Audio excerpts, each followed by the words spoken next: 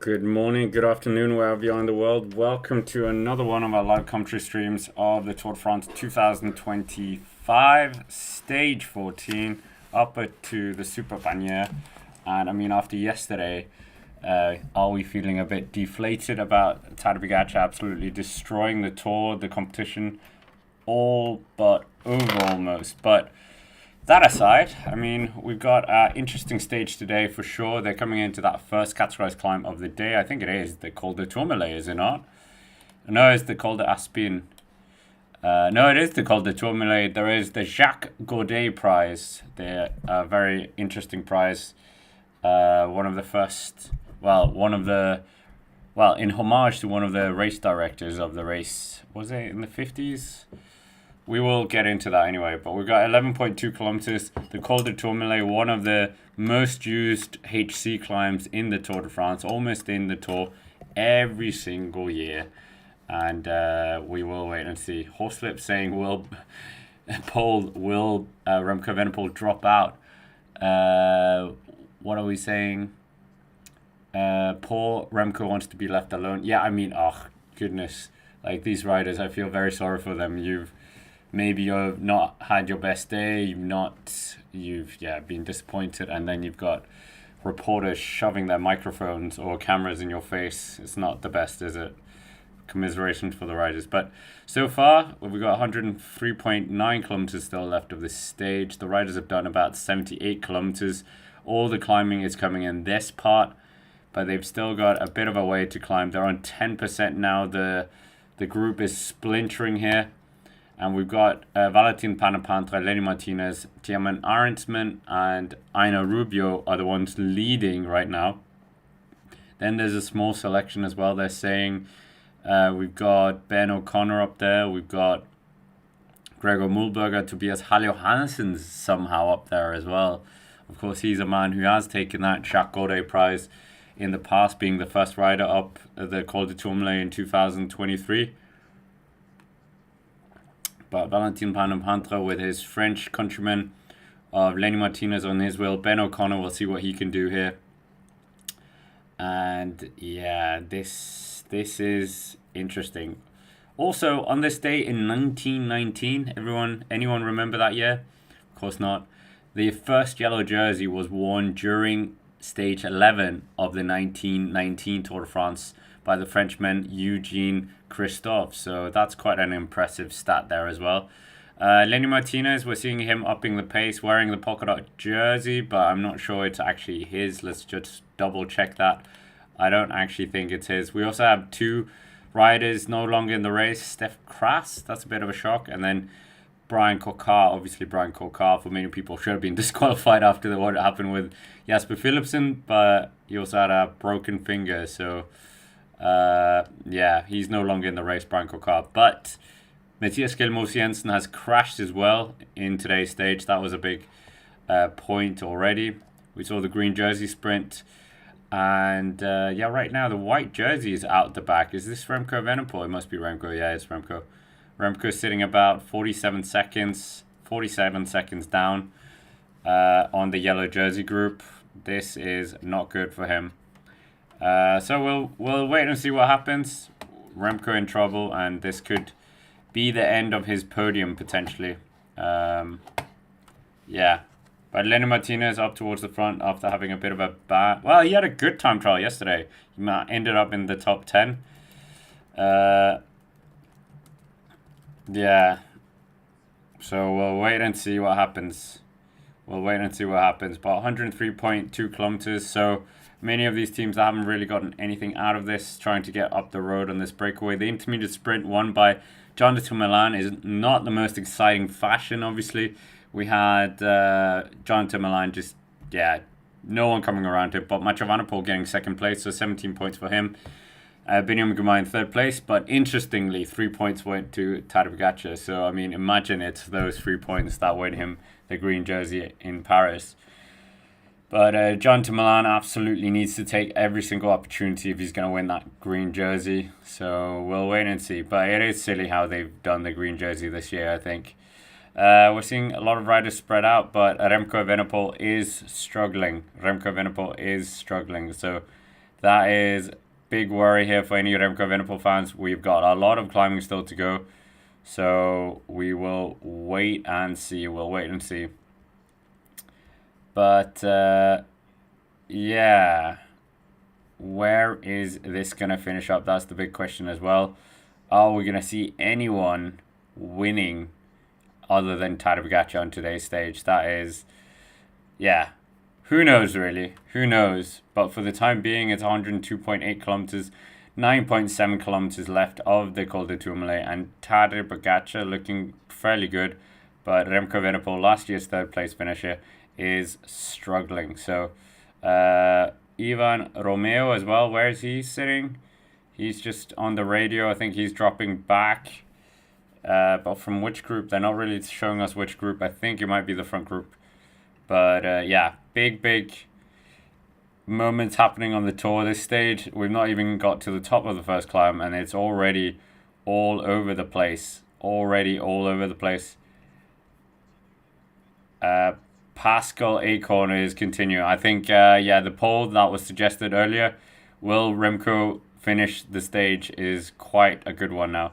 Great to have so many regulars. JJ, Carlos Vertigo, Brian, Ronda as well. Brian again, Space. Great to have so many people back. Scott McMillan as well. So let us know where you're watching from as well. John Kelly, great to have you here. And we're going to be in for hopefully an incredible stage today. Will Remco finish the stage? I think that is quite a good question here, because now Remco Evenepoel is absolutely dropping out. Remco is absolutely in problems. Tadej Pogacar looking good. Absolutely invincible in this year's Tour de France. But Remco Evenepoel in deep problems here. So Remco Evenepoel, this is not good for him. And we will see what happens deeper into this as well. But it should be an exciting race nonetheless. Maybe the breakaway are going to be given this stage today. We know Tadej Pogacar doesn't really give away any charities or anything really. So, well, we'll wait and see. But for the time being, we're also getting that it's going to be a cold day as well. Remco Evenepoel talking to the car. Just shaking the head as well. He wants the cameras to go away. So Remco Evenepoel is not having a good moment. But I mean, yeah, he's holding the car as well. I think he's going to stop. I think this is going to be over. I think it will be it. Remco Evenepoel holding on to the car. I'm not quite sure. We've not really seen Remco come down or anything like that. So, yeah, Remco Evenepoel holding on to the team car. I think that was the commissaire blowing the whistle as well, saying, get the hand off that car. So, at the front, we got Lenny Martinez and Ben O'Connor. They have got a bit of a gap. He wants a bottle of water. The polka dot jersey. Pastrillo absolutely wrecked here. He's already wrecked. Oh my goodness, these riders are feeling the pain from the last few days.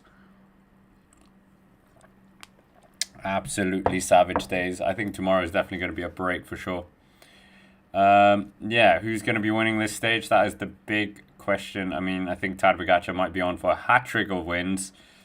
But Remco Evenepoel, it's not looking good here. Not looking good for him. The yellow jersey, 1 minute and 23 seconds down on the breakaway. Remco Evenepoel being passed by the Belgian national champion of Tim Wellens. Absolutely, yeah, this is going to be over. I don't think anything's going to happen. I think this is done. People. I think we're seeing Remco Evenepoel's last few moments.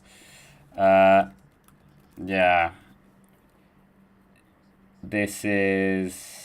Yeah, I don't think he's going to be able to do this. And funny that we're just seeing a team, someone drafting a team car as well. So, but at the front, it's Lenny Martinez, Ben O'Connor. Almost 100 kilometers still to go of the stage.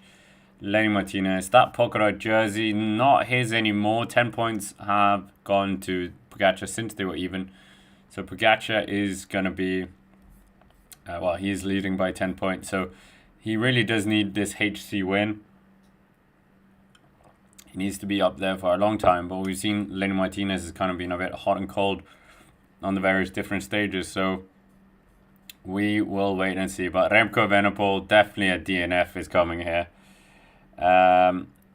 Yeah, this is not what we wanted to see.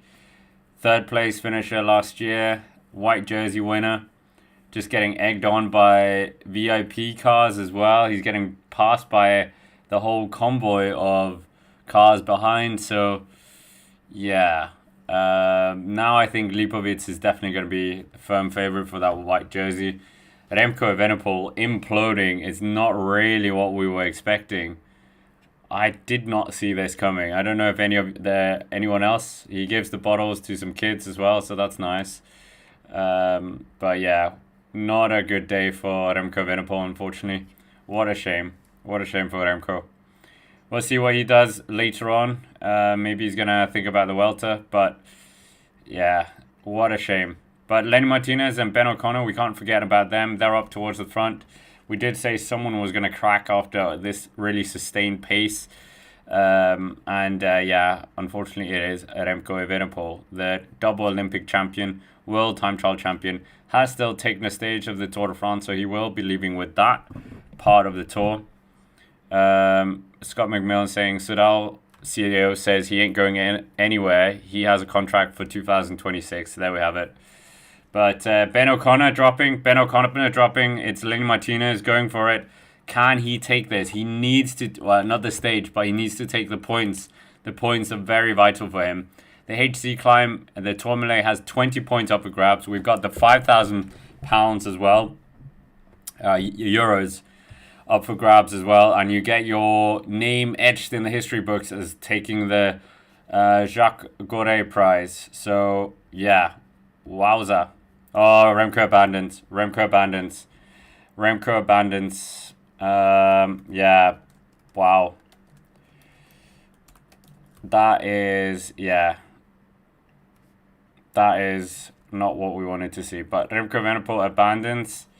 He is no longer in the Tour de France, and that is a big, big blow for these guys. So, yeah, Remco Evenepoel, that is big, big news there. Big news. But a shame for Remco, a shame for the team as well. What could have happened? Yeah, I'm sure we're going to find out after the stage what he's been thinking. But Remco Evenepoel out of the race. There's the crash. Is this from Skjelmose? Skjelmose crashed earlier. He's abandoned as well. So Skjelmose and Remco Evenepoel have abandoned. So, yeah, 2 abandonments. Wow. That is interesting. But, yeah, Remco Evenepoel out.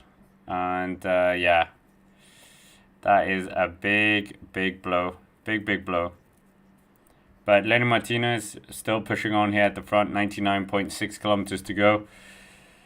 Yeah, wowza. 11 seconds for Ben O'Connor, 12 seconds. So he's got 6.5 kilometers to go, Lenny Martinez. We've got Ben Healy sitting in 11th place. Where is he kind of fitting into this picture as well? But Lenny Martinez on his own, probably not where he would have wanted. But yeah, bummer for Matthias Skjelmose Jensen and Remco Evenepoel. We've lost 2 good riders. So these 2 sharing the podium before in the Tour de Suisse. But Wout van Aert, we're seeing him going out the back of the yellow jersey group. The Lenny Martinez is leading right now. Ben O'Connor in second. And then we've got Sepp Kuss with Simon Yates in this kind of big breakaway group as well, where we have our Rensman, Carlos Rodriguez, Alexander Blasov in there as well, Enric Mas, Gregor Mulberger, Aino Rubio, Jordan Gigat as well, Sergio Higuita's up there, Michael Woods, Tobias Halil-Hannesson. So many of these lower ends of the top 10 are trying to do something here. And now Valentin Panapantra, what is he doing? What is Panapantra doing as well? So anyone in the chat ever done 5,000 meter if in if that in one ride? I mean, I've done 5,000 meters in one ride before. It is very, very hard, and you have to make sure you stay on top of your calories intake and your hydration as well. So it's hard. It's very, very hard. 99 kilometers still to go. 6 kilometers left of the stage of the Tourmalet. The Jacques Godet prize is up for grabs. Carlos Rodriguez looks like he's struggling a bit as well. It's absolute carnage here. Tobias Haljohannesson, he's just making sure he's trying to hold the wheel of Ben O'Connor, who's been brought back. But yeah, it's a bit carnage at the front right now. Ben O'Connor going a bit backwards, unfortunately. Leno Martinez has about a 14-second gap on these guys that are coming up thick and fast, but still 5.8 kilometers. At this point, maybe he should just drop out. Not drop out. Not drop out. I didn't mean that. that was a Freudian slip. I mean, he should drop back and just try and conserve some energy as much as you can on a mountain behind some of the other guys. But wow, Remco Evenepoel abandons. That is absolute tear up for the books completely. Did not expect that today. That was not on my bingo card list. But we'll see what happens deeper into this race as well. If we're going to see more abandonments. We've already have 4 abandonments of today's stage. So, yeah, maybe we're in for a few more. If we're honest, that could maybe be the future. But, yeah, Remco Evenepoel, that one confuses me a bit. Why did he abandon? Is he feeling the fatigue? We saw him struggling a bit before as well. But, yeah, we will wait and see what happens later on. But, yeah, Remco Evenepoel leaving the race. Not really what we wanted to see. But for the time being, great to have so many people in the chat. Let us know where you're watching from as well. And who you think's going to win this stage. Santiago Buitrago, we're seeing him. Is he, where is he fitting into this puzzle? There's a lot of carnage to unpick here, so... But in terms of the groups, it's Lenny Martinez leading up with about 22 seconds. That second group seems like it's splintering a bit. I think Carlos Rodriguez is trying to get back into the group, just hanging off that second group. Oh, no, it's Geraint Thomas. Yeah, we've got UAE Team Emirates working at the front with Nils Pollitt, Pavel Sivakov, Mark Soler up there. Now UAE Team Emirates look very, very strong. Little Trek were doing a lot of the work as well because of, yeah... a lot of the work to try and get that intermediate sprint points for Jonathan Milan. But I mean, people are falling like flies in this race. So yeah, we'll see how the Gruppetto does as well. Yeah, very cold temperatures they're saying as well at the top of these climbs. So we'll wait and see. But Lenny Martinez, he comes under 5 kilometers to go. 5 kilometers to go of the Col de Tourmalet. Is he going to add his name into the history books? And I said we were going to talk about the Jacques Godet prize, so we might as well go there as well. The Jacques Godet prize. I think it's one of those interesting... Obviously, most of us know the Henri de Grange prize as well. The highest point peak at the Tour de France every year. The Jacques Godet prize is an award and cash prize in the Tour de France. Began back in 2001. The souvenir named in honor of the historical second Tour de France director and French sports journalist Jacques Godet. It is awarded to the first rider to reach the summit of 2,115 meters high, the Col de Tourmalet. So apart from in 2002 and 2007, where it was different climbs, it has been the Jacques Godet prize, and it has been €5,000 since 2003. So, I mean, it hasn't gone up with inflation.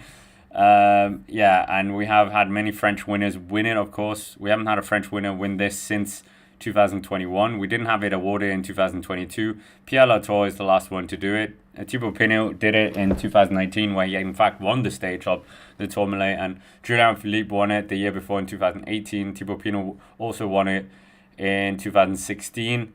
But Lenny Martinez, obviously part of that FDJ, what are we saying, heritage. I always think of Thibaut Pinot, David Gaudu, and then Lenny Martinez is the next generation. 97.3 kilometers still to go. This second group is starting to keep its form in a way. Michael Stora in there as well. Aina Rubio in there. Mulberg is still in there for Aina Rubio, I guess. Or is it for Enric Mas? I don't know if Enric Mas has dropped out of this group. But Lenny Martinez, 4.2 kilometers until he can get to that Jacques Godet prize. He's got 34 minutes, he wishes, 34 seconds if he's going to be able to get his name into the history books of the Jacques Godet prize. Plenty of French riders have done it before him, and big French names, so maybe he can just do it here. But 4.1 kilometers to go. 4.1 kilometers, that is what we got left of the climb. Are we going to get something happening here? We'll wait and see. We'll wait and see. What are we saying? Time for a new poll? Yeah, okay, that's true. Because that poll absolutely was bang on. So who was it that suggested it? Was it John Kelly or someone? One of you suggested that poll, and that poll absolutely hit. So will Lenny Martinez win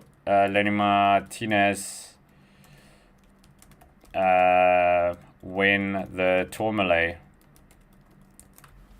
Yeah, I know, quite poor grammar. Smash the like button if you haven't already. We're not even at 100, guys. I'm sure we can do that very quickly. But 3.8 kilometers to go. Lenny Martinez, is he going to be our Jacques Godet prize winner of 2025? That remains to be seen.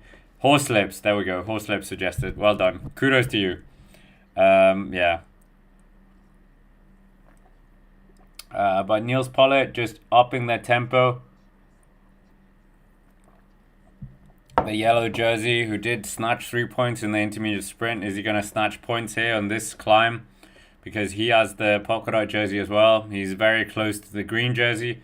Can't take the white jersey. So Lipovic can breathe a sigh of relief on that front. But 96.6 kilometers, that is what we got left. Yeah, Remco Evenepoel, big shame.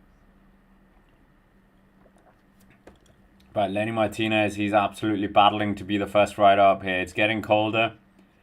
And the reporter at the top even having quite a thick coat on as well. So we'll wait and see. But right now it is going to be a very interesting look what happens here. Uno X are marked on the road surfaces here. But Tobias Halil-Johannessen is not going to be repeating what he did in 2023. They've got about a 50-second margin now up to Lenny Martinez. Yeah. JP saying unlikely Red Bull Bora would continue to pursue him after this. Yeah, it definitely doesn't help his stock. His stock has definitely dropped a bit after this, I think. But yeah, we'll wait and see what happens, what the reasoning. He has looked like he's been not really in the mindset of a GC rider in some respects, or just struggling maybe, we'll see. But he did crash, didn't he, in the Dauphiné? Maybe that lingering injury has done something. Pavel Sivakov, we're seeing he's going to be on raincoat duties for the descent, or overall duties, or whatever you want to call it. Gilet, that's what we're saying. But for the time being, we'll wait and see what happens. Niels Pollitt at the front, really working hard, showing off his dentist's nice work. There's very white teeth. But the German former national champion, he is very good on this kind of situation. Col de Tourmalet, so many great showdowns. I mean, I think the one that made me fall in love with cycling was on this very climb. Alberto Contador versus Andy Schlecht, absolutely immense, epic showdown between the two of them. And yeah, absolutely incredible to say the least. 95.9 kilometers still to go. He's got 2.8 kilometers left. He's built up a lead about 1 minute and 2 seconds. 1 minute and 2 seconds. So it's looking very good now. It's looking very good. We'll wait and see what happens, but he's doing a good job right now at the front. So we'll wait and see. But Tobias Halil-Johannessen is just doing his best to continue the momentum here. Are we going to see something from this group behind. We have, of course, got three more Castrise climbs, including another HC climb, the Luchon Super Panier. So that one is going to be quite testing for many of these riders as well. So we'll wait and see. But for the time being, 1 minute and 7 seconds. So it is ballooning up for Lenny Martinez. And the group behind is about 15 riders, according to Pro Cycling Stats. 3 Movistar riders, Enric Mas, Mühlberger, Rubio. I think they're trying to move Enric Mas further up. He's 24 minutes down. Not really where he wants to be. He's sitting in 15th. And we'll see if this does help them. Vlasov up there as well. He could be used as a satellite rider. A very, very good satellite rider as well. For Lipovic and Roglic. And then Michael Storer up there as well. I think he's just up there for potentially taking the stage win. Sergio Higuita as well. We haven't seen much of him, but he's up here towards the front. Lenny Martinez, he's just going to get an overall as well. And we'll see if he does it a bit better than Jide Hindley did in the Giro d'Italia a few years ago. That was absolutely crazy when we think about it. But 95.3 kilometers still to go of the stage. We'll wait and see what happens. They're really riding in the clouds right now. And Bahrain victorious, desperately want to try and get this jersey back. And right now, Simon Yates and Sepp Kuss are in this group, apparently. So maybe they can do something. But, I mean, if Lenny Martinez is staying out there by himself, it's going to be a very long day, because there's plenty of climbs here. So it's a shame that he didn't manage to get somebody with him. Like Ben O'Connor would have been very, very good. Carlos Rodriguez is the best rider. No, wait, that's not true. Tobias Haller Hannesen is the best rider in this group. Not quite sure what Tobias Haller Hannesen is thinking here, because he's sitting in 8th place. So maybe, I don't know how much energy he's expending compared to the riders behind as well. So we'll wait and see. But right now, it's a very calm affair. 94.9 kilometers, 1 minute and 22 seconds.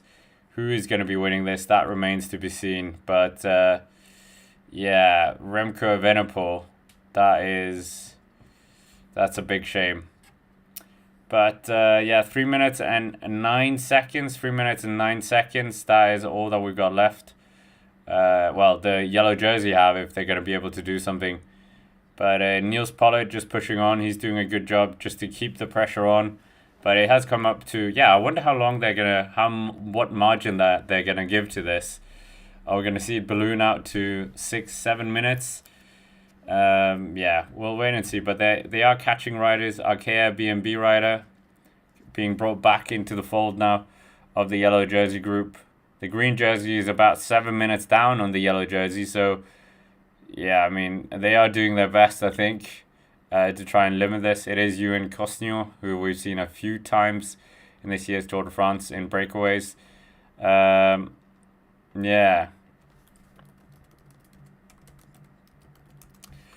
We will wait and see. But Lenny Martinez is doing a very good job. He did a very good time trial yesterday. We saw him have a bit of a bad stage 2 days ago where it kind of went backwards for him. But he's recovered here. And yeah, the heart on this guy, he's doing a very good job. He's very young. It's only his second ever Tour de France. I think he's still only 22. Isn't he 22 or 21? Yeah, 22. His birthday was 8 days ago, 11th of July. So only 22 years old. He could still go to the Tour de l'Avenir. And here he is leading the Tour de France on stage 14 in that polka dot jersey, trying to get it outright as well, courtesy of Tadej Pogacar snatching it away from him. So we'll see if this does pay dividend for him at the end. But for the time being, he's in the best position to try and win that Jacques Godet prize with 1 minute and 34 seconds in an advantage and 1.2 kilometers for him as well. So we'll wait and see if he can do something. But for the time being, he is in the best position. No real great reaction from the group behind. Being led by Ineos Grenadiers. Obviously, they're thinking about this as well. What can they do? They've had a bit of a stinker of Tour de France. The team that used to dominate this tour are now not even inside the top 10. So they really want to try and get something out of this. Obviously, Ghana could have been their saving grace if he could have snatched a point. But right now, it's not looking good for Ineos Grenadiers. They really need to do something to try and salvage the little they have of this year's tour. But for the time being, it's Lenny Martinez at the front doing his best. And we will wait and see what happens. But Lenny Martinez doing a good job. We'll wait and see.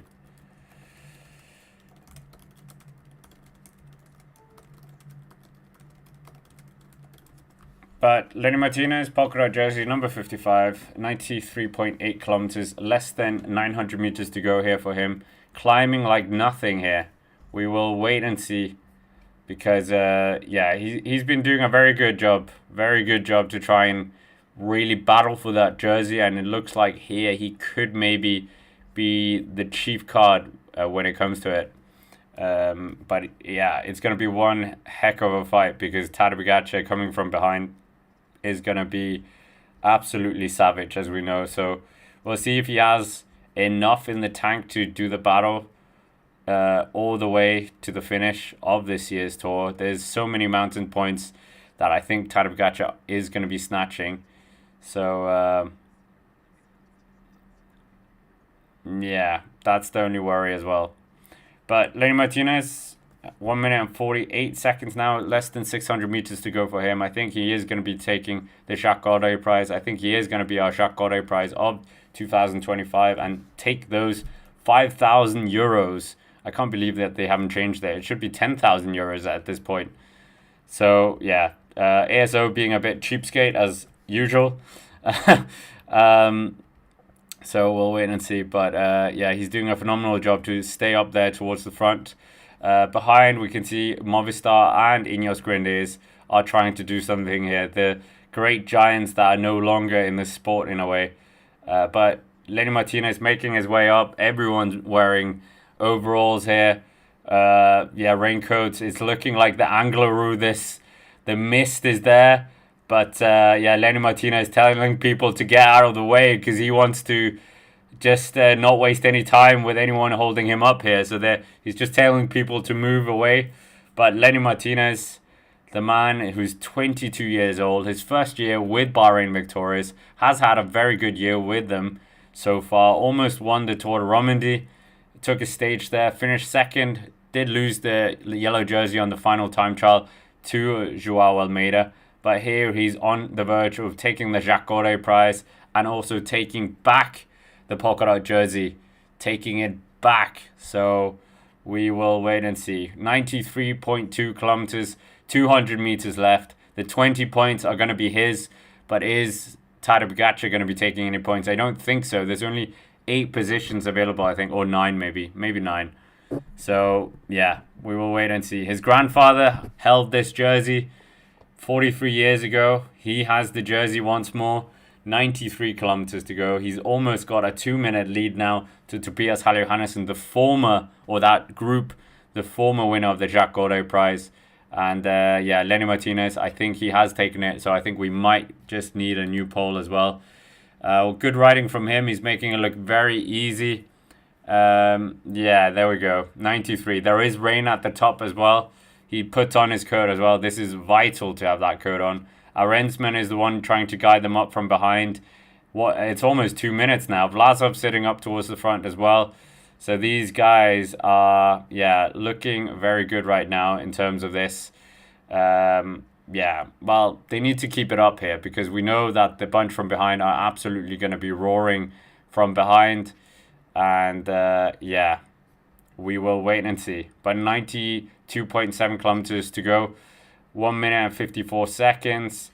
And, Arensman just upping the tempo.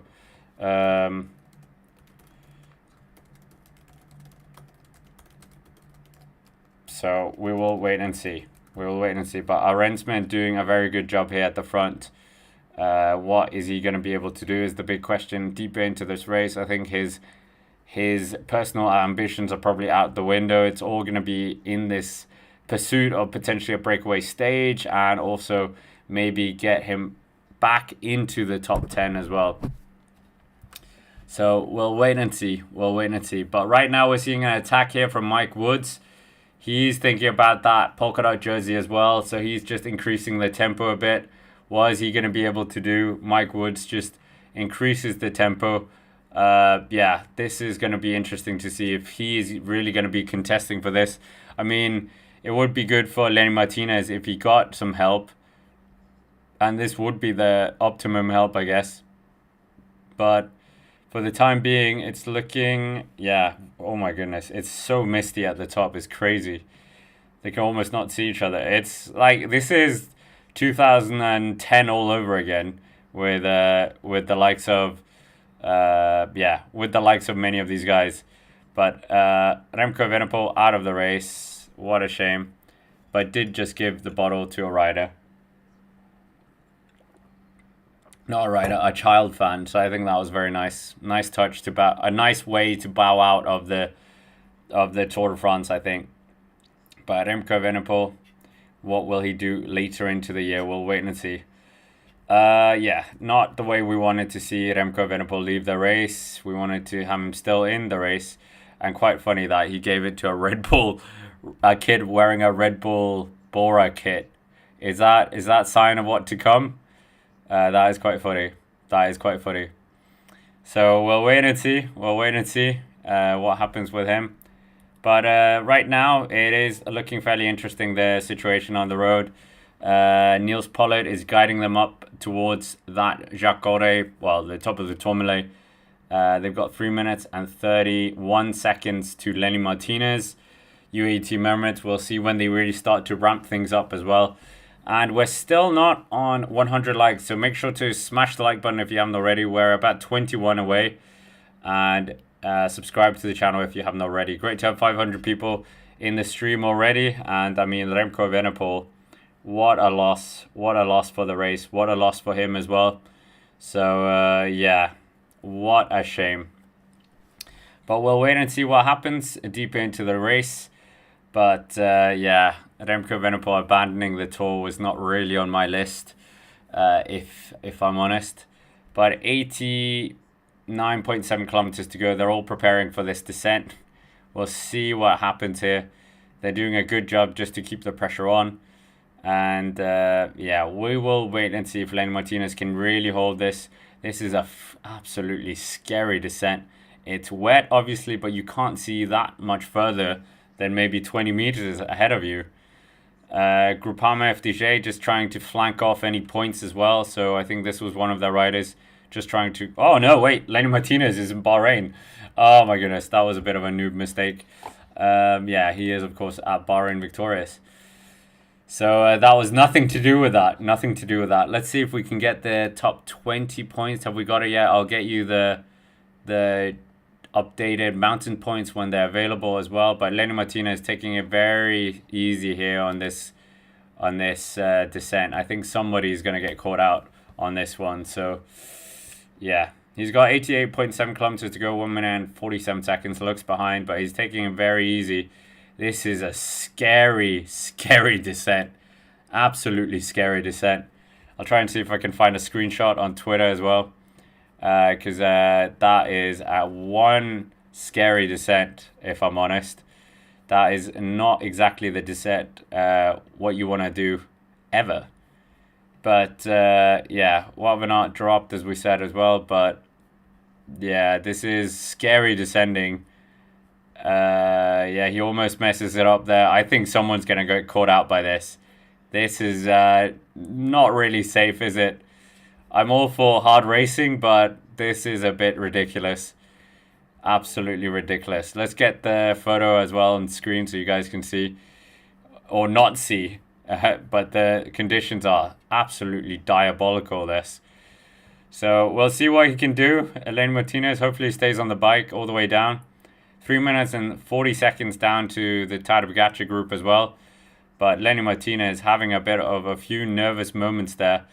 So, yeah, that is not good for him. And let's hope he goes all the way without any problems. And everyone else as well. But there you have it. This is what it looks like for the riders. Look at that. That is absolutely terrible. If they all stay on their wheel, I think that'll be incredible. I mean, Roglic, descent, downhill, French roads. Yeah, that is kind of worrying times for him, isn't it? He's kind of allergic to this kind of scenario right now. But many of the riders taking it very easy. Maybe the organizers should just say, calm down, no one go too fast here. Let's just chill out. We don't need to. We don't need to do any silliness here. But there will be someone who's pretty good at this. If Tom Pidcock was here, he'd probably just be doing it backwards down this, wheeling. But 86.3 kilometers still to go. This is good for the sprinters, though, because the sprinters are very fast descenders, as we know.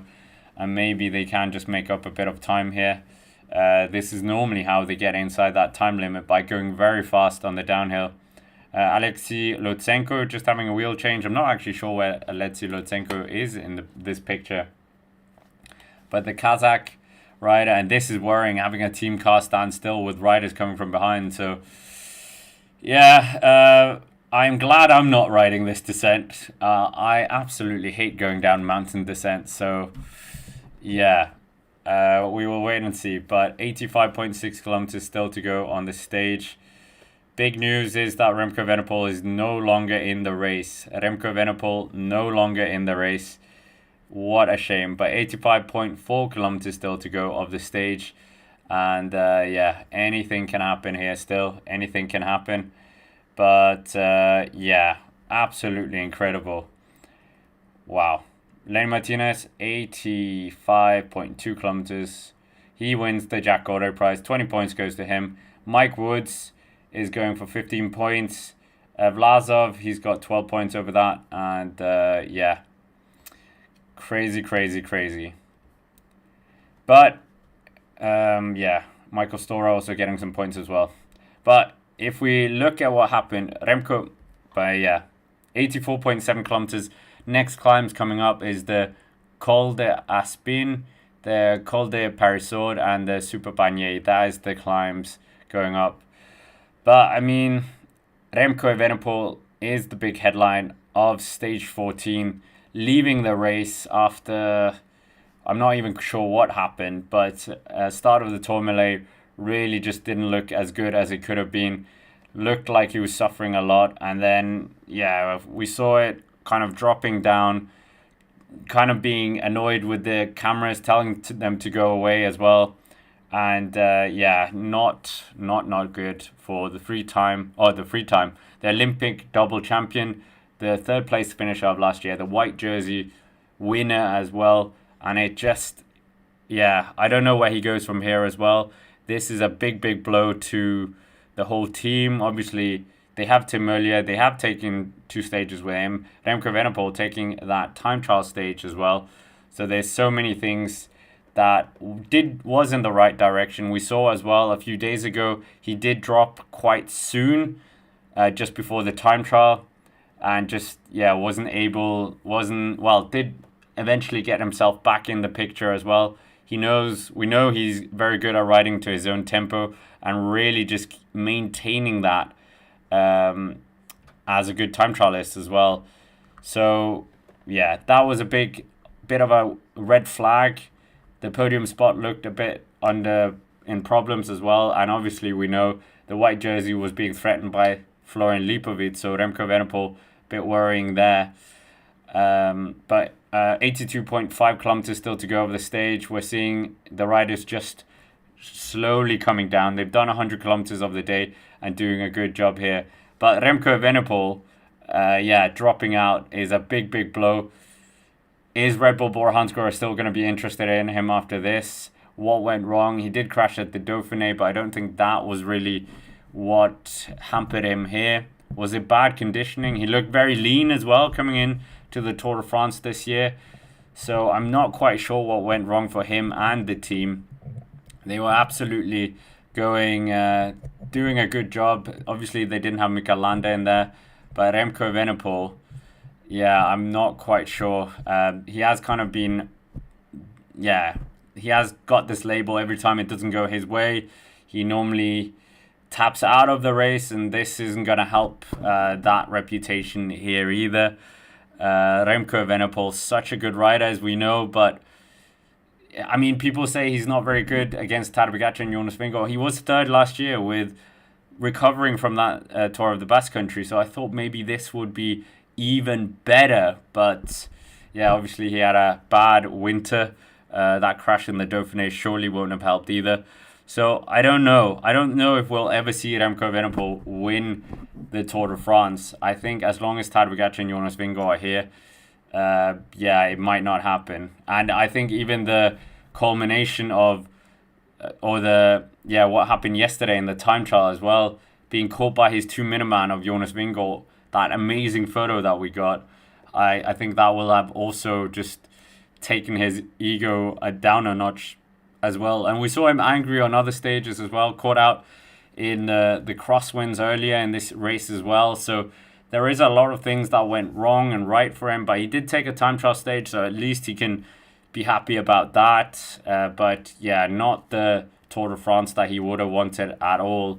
And Remco Evenepoel will wait and see where he kind of fits into this later on as well. But a sad day for the race though, sad day for Remco Evenepoel, sad day for the team as well, because what do they do now? Valentin Panapantra is in there, and maybe he'll be given his own opportunities to do something to ride for it. We're seeing Lenny Martinez, he survived the descent as well. He's got 79.8 kilometers still to go. The next climb is the Col d'Aspin, 5 kilometers at 7.4%, so that should be quite interesting. But yeah, Remco Evenepoel, for his team, Valentin Panapantra in there. Obviously, they had Matteo Cattaneo leave the race as well. No Landa starting the race. No one really in GC, so it is very much just going to be in for Tim Merlier as well. So Tim Merlier is going to be doing all the work, I think, now. Or not all the work, you know what I mean. He's going to be the man that they're really trying to do something here for. So we'll wait and see what they do. What is the future for Remco Evenepoel as well? I mean, we've talked about that a lot as well. Is he going to be going to Ineos Grenadiers? Is he going to be going to Red Bull Hansgrohe? Is he a Grand Tour winner anymore? Is he able to compete against the likes of Vingegaard and Tadej Pogacar when they come to the start line? Or is he more a TT specialist who is very good and can get himself inside top 10? I'm not quite sure, because he's never beaten Vingegaard or Tadej Pogacar in a Grand Tour setting, and as long as they take to the start line, I don't see him winning, and I think third place is the best place. But we're seeing Florian Lipovic. We even saw in the Dauphiné he was struggling as well. We thought maybe he would be fine afterwards, but Remco Evenepoel, we'll see what comes out after the stage as well. But very nervous about this. We're seeing UAE Team Emirates guiding their team down as well. This stage, 78.3 kilometers to go of the stage. And what a day for the race. Sad times for Tadej Pogacar, sad times for all these guys in the team as well. The morale is going to go down. Is he going to ever ride the Tour de France again? Yes, of course, it's the biggest bike race in the world. But is he going to be able to get on the podium again? I'm not sure. There are other riders coming through the ranks, as we said. So, we will wait and see what his aspirations are going forward to this. But Remco Evenepoel, world champion, Olympic champion, very, very sad to see this. It's, what is he going to be thinking? He will be very angry about this. Double Olympic champion, world champion, wants to be at the biggest bike race at the world. But it is the Tourmalet. Actually, the same climb, he also dropped out of the GC in the Vuelta a España a few years ago. So the Tourmalet is definitely not one that Remco Evenepoel likes. Remco Evenepoel is not a fan of this climb. So, we will see what happens after this. I mean, it's, where Remco Evenepoel goes as well. I mean, as we said, the CEO of Soudal have said that they are not going to let him leave. He's definitely going to be riding for the team in 2026. So we'll see where the Remco Evenepoel project goes as well. But 76.9 kilometers. Sepp Kuss in the second group as well. They've splintered off a bit. But Remco Evenepoel, the big loss in this stage. Not quite sure where he goes from here. Is he going to go to the Vuelta a España? Is he just going to focus on the one-day races, which he has a very good record in as well? But we saw even last year in Il Lombardia, he wasn't able to win that. Finished second to Tadej Pogacar, And he's just unfortunate that he is in this era of two superstars. That's the big thing as well. So, yeah, Remco Evenepoel, we'll see what happens. But very, very bad news for the race. And we'll see what his next move is. But anyway, we are 76 kilometers still to go of the stage. Yeah, this is interesting now with Valentin Panapantra, if he's going to be able to give him his own opportunity. Yeah, we will wait and see.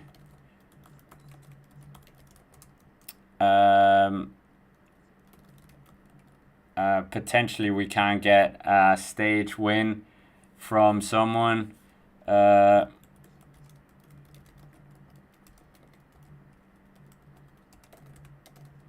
So we'll see. We'll see what happens here. But 75.7 kilometers still to go. Yeah, this is... I don't know. Lenny Martinez got a bit of a lead still. 51 seconds to Sepp Kuss. That Sepp Kuss group with Valentin Panapantra and Emil Vestring. Vestring. Is that how we're saying it? I'm not quite sure. What are we saying as well? I mean, yeah, Red Bull don't really need Remco now because they have Florian Lipovic, that big surprise that they've had as well. It's so wet, this. It's so wet. Looks like Roglic has survived, I think. So Roglic, a very good job. Oh, no, I think it's Vlasov. It's Vlasov. But yeah, I'll be a bit worried about seeing our man, yeah, what we're saying, Roglic, if he's surviving this. Johannessen's group, Tobias Haller Johannessen there, 1 minute and 16 seconds down. Lenny Martinez, he could be sweeping up more points as well. Yeah, this Cat 2, isn't it? 5 points? No, wait, 5 points. Yeah, I think it's 5 points, isn't it, for a Cat 2? Then we got a Cat 1 as well. The Parasword, yeah, 5 points. And then there's the Col de Parasword, 10 points, which is a very wet one as well. And then the Super Panier has got 20 points available. So there's quite a few points available for the guys. So we'll wait and see. We'll wait and see. But for the time being, 75 kilometers still to go for Lenny Martinez. He really needs to keep on top of his fuel as well, if he can. Yeah, it is looking very, very interesting here. What's going to happen. But for the time being, we are seeing Lenny Martinez being pursued by Sepp Kuss and Valentin Panapantra. He will know the Remco Evenepoel abandoned, so that is going to be a big worry for him as well. Obviously, the morale is going to fall down in the team. So we'll wait and see where this puts Quick Step as well in this year's Tour. But for the time being, Valentin Panapantra is doing his best to just keep the tempo up. Just increase, working with Sepp Kuss. Sepp Kuss, obviously, he's going to be, a satellite rider, but I mean, their tactics have absolutely imploded in their face most of the time. And if you don't have the strongest rider, sometimes it doesn't work out. What we're saying as well, Evera, do you think Bini will stay with the merged Intermarché Lotto team or go elsewhere? So the rumors about that is that he might be going to Astana. I don't know if that's just because Henok Milubran is there. He might be going to Soudal Quickstep as well.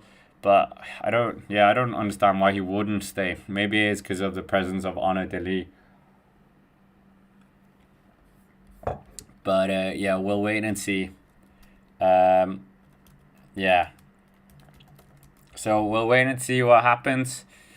But for the time being, it's looking very good for the riders up towards the front. The one rider, Lenny Martinez, we're seeing UAE Team Emirates really just keeping the pressure on as well. Will they be able to do something here? We'll wait and see. Potentially something can happen. But for the time being, we're seeing the Maillot Jaune. The yellow jersey is about 3 minutes and 43 seconds down. and maybe something can happen here deeper into the race. So we will see if they actually do something. Are they going to let the breakaway go up the road? We haven't seen many gifts for the breakaway in this year's Tour. What are we saying as well? John Kelly, French press said the racing is boring, and over Lenny said, hold my beer. Yeah, exactly. That is true. But Remco Evenepoel, we might do a poll about him just to keep our chat a bit live as well. We haven't had a poll change for a while. So, yeah, maybe something can happen here. But for the time being, Lenny Martinez has 5 kilometers until the next categorized climb, a Cat 2 climb. He's picked up 20 points so far and is in the lead of that jersey. So he's 10 points ahead of Tadej Pogacar, but he needs a fair bit more. So he could pick up 15 more points, and then if Tadej Pogacar wins the last climb, then obviously it will go the way of, yeah, we will wait and see. But for the time being, we are just seeing riders trying their best in this wet weather. Absolutely horrendous conditions. I'm glad none of us are doing this. So we'll wait and see what happens deeper into the race in this stage. Certainly an interesting one for the riders. And what is going to happen? That is the big question. Is it going to be one for the breakaway? Is it going to be Tadej Pogacar sweeping up another stage win, as we've become so used to now? Absolutely destroying the race so far. How many wins has he got? 4 now, right? 4? Is it 4? Yeah, so we'll wait and see. But Sepp Kuss trying his best. Is he going to be able to take a stage win? He took one in 2021. Valentin Panapantra taking a stage win last year for a different team, obviously, because he's with Soudal Quickstep this year. Yeah, we will wait and see. But for the time being, it is a very interesting picture in terms of the conditions. So we'll wait and see if what's going to happen. But we will see what happens deep into this race. Yeah, Tadej Pogacar, has he just squashed everyone's dreams as well? That is the big question. UAE Mermaids have... yeah.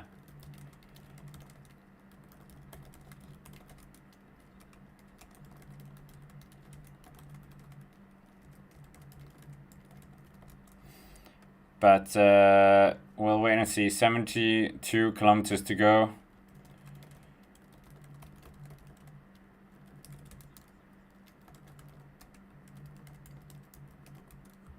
Lenny Martinez, 72 kilometers, 50 seconds on the Sepp Kuss group. So we'll wait and see.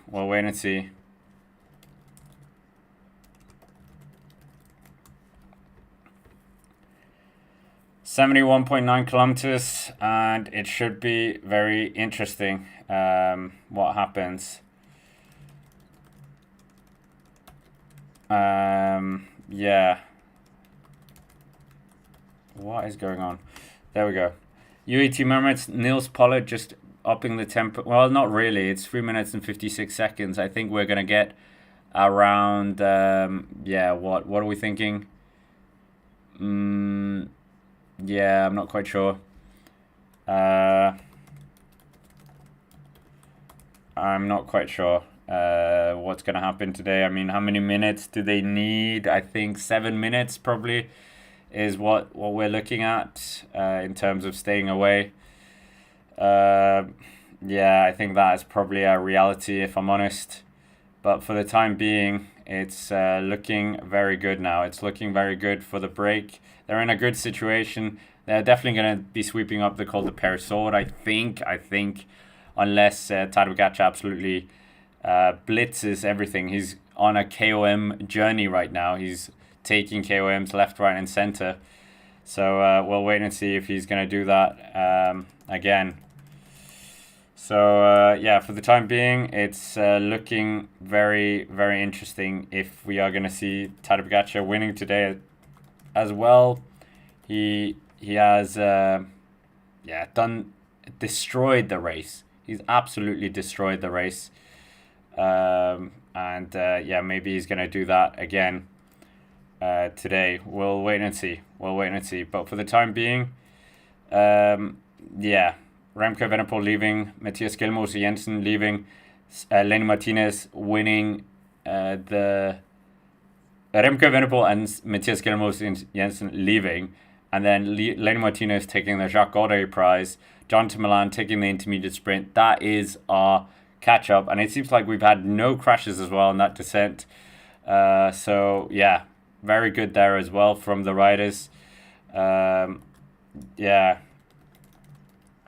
So we will wait and see what they do here. Yeah,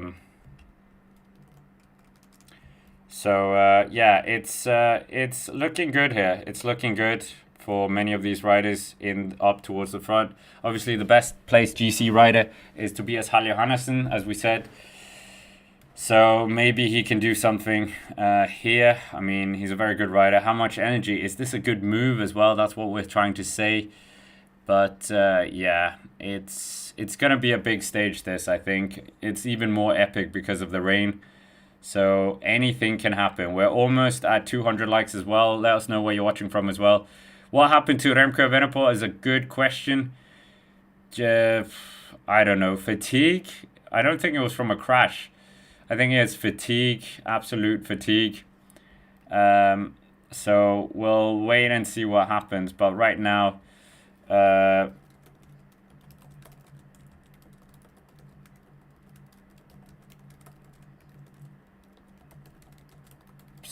yeah, Remco Evenepoel, that is the man we were talking about. New poll as well. Most of you said no for Lenny Martinez winning that, so that was a bit of a shame. Who will be leading the polka dot jersey today? There we go. I think that's a good one as well. Pogacar, Lenny Martinez, or Michael Woods, who seems like he is very interested in this. I also said I was going to get you a points thing. I almost think Jonas Vingegaard should be going for that points jersey. Or not points jersey. Obviously, he's not going to get anywhere near that. But in terms of the polka dot jersey, he could try and get involved in that. He has won that jersey before. But can he win it again? That is the big question. Let's get you the updated top 10 or top 5 of the polka dot jersey as well. The virtual one, as it stands, yeah, this is going to be for a bit of interesting racing maths as well for the various teams. If they are actually in pursuit of this jersey, what can they do? You have it there. Let's just get it in. Yeah, let's get it, put it somewhere where it doesn't really impact anything else. But yeah, Lenny Martinez is leading that jersey now, 47 points, 10 points ahead of Tadej Pogacar. He picked up no points there. 15 points as well for Mike Wood. So he is just breathing down Lenny Martinez's neck. And Arensman getting 10 points, so he moves into the top 5 as well. So we'll see how that changes over the next climb as well. But that polka dot jersey is well and truly alive. And maybe we are going to see some big movements happening. So, yeah, looking good for sure for Lenny Martinez at front of the road and doing a good job just to keep the pressure on, keeping the momentum on. Just a shame he's on his own. He could have done with another rider just to help him a bit here. 69 kilometers to go. Let's get it the right way to go. And the Col de Aspin is coming very shortly as well, so that should be very interesting to say the least. But for the time being, it is going to be a bit of an epic one to say the least, this showdown. But who's going to be winning this stage? That is the big question as well. Tadej Pogacar, many people would just think he's going to be flying from behind and take it once again. So we'll wait and see.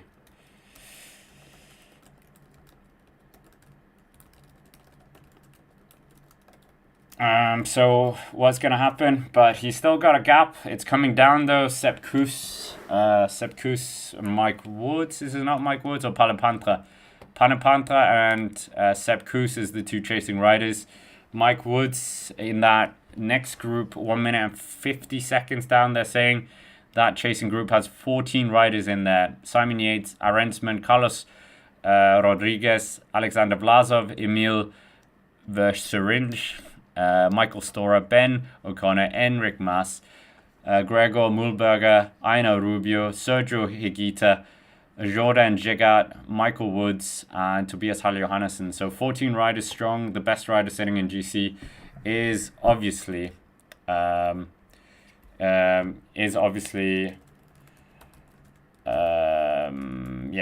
Halle-Johannessen.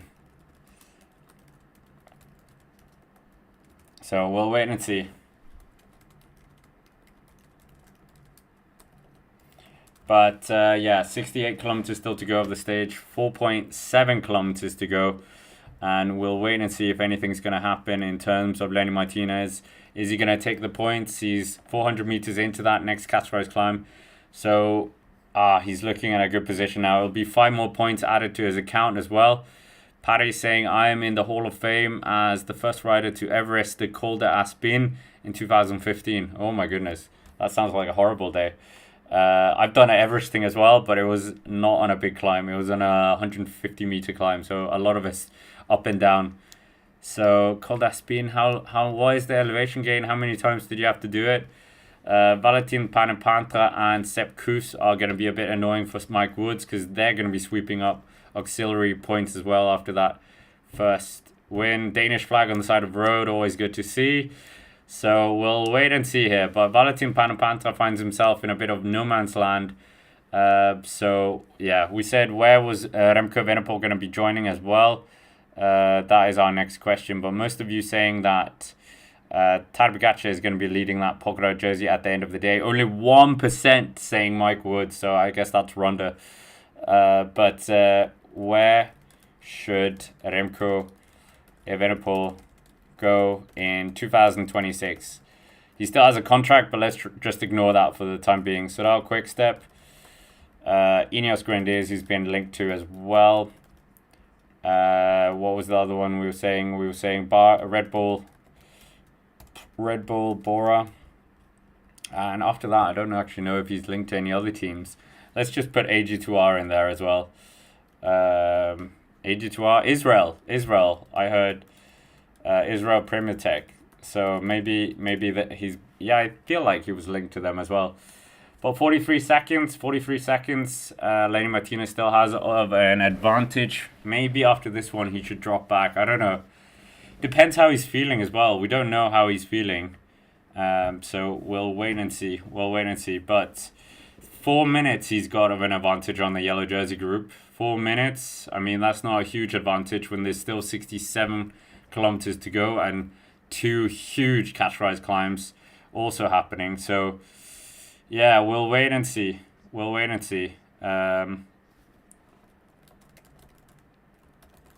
for the time being,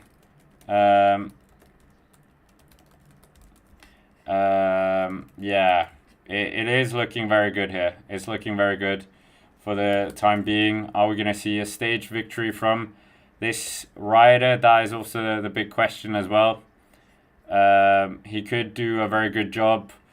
If Lenny Martinez wins this, the French are going to go crazy. So it would be very good for the race. It would be very, very good for his career as well. Only 22 years young. So if he is able to pull this off, that would be absolutely immense. But I think the odds are not in his favor, if we're honest. I don't think it's going to happen. So yeah, I think that is not going to happen. Who else are we kind of looking out for here? The U80 Mermaids still working with Niels Pollard, so the pace is okay, but it's not like it's going out of control for them here. So they're doing a good job to contain the situation as well, keeping this pressure on. But I think they know Tadej Pogacar is just going to take 4 minutes out of everyone when he actually turns the afterburners on. So we'll wait and see what happens, but for the time being, it's looking fairly safe for these guys. So we'll wait and see. Thank you, Clifton Dunn, as well, for a bit of coffee money and for the tireless work. I mean, you guys are making this very good as well, and thank you to every single one of you who keeps tuning in every day, showing that I'm not absolutely talking out of my behind. But right now, 3.2 kilometers to go for Lenny Martinez. Polka dot jersey. No polka dot shorts. We don't approve of that. But yeah, Polkadot Cup here to keep this up as well. Lenny Martinez, what can he do? That is the big question. But we've got a new poll going up, so make sure to get involved in that poll. Great to have 700 people in the chat. Let us know where you're watching from as well. And Valentin Panapantra working with Sepp Kuss. They're doing a very good job to really just put the pressure on as well. But for the time being, it's looking very good. Looking very good for the breakaway riders. Not very good, pretty good. So we'll wait and see.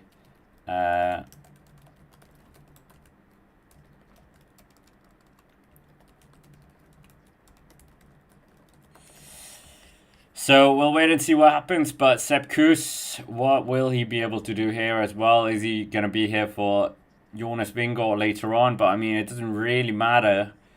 Yeah, because obviously, if Tadej goes or if Tadej just follows, then you can't really do anything about it, can you? So we'll wait and see what happens here on the stage.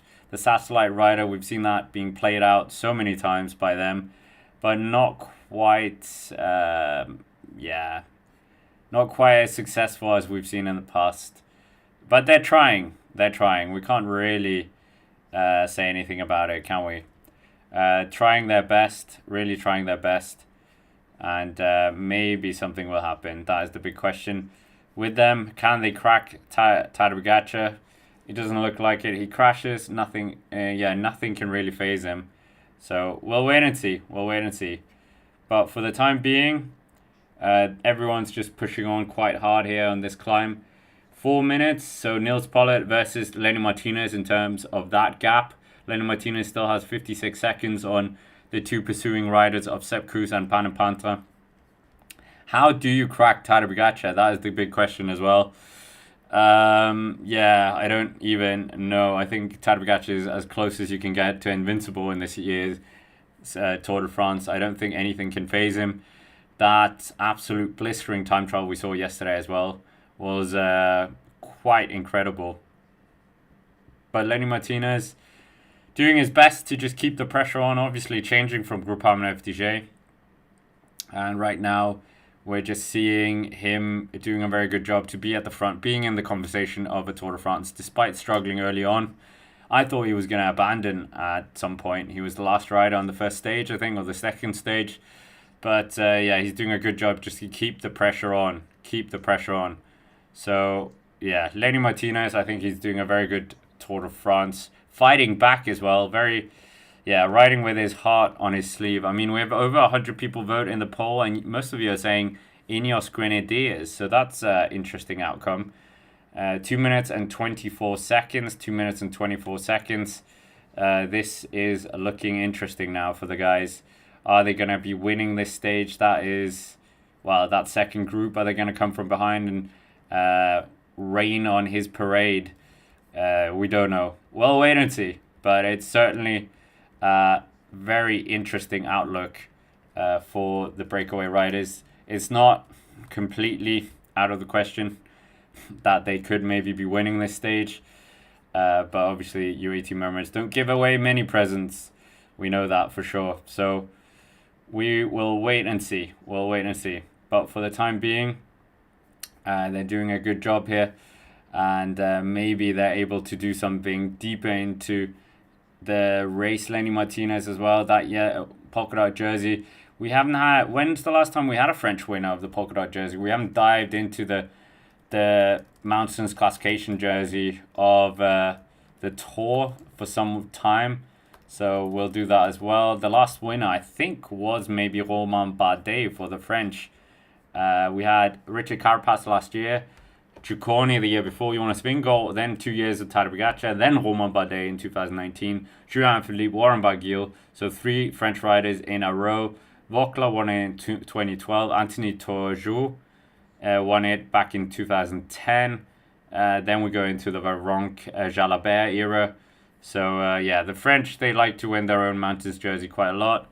Record is still Veronk with 7 wins. France still have the most victories with 23. Spain have 18.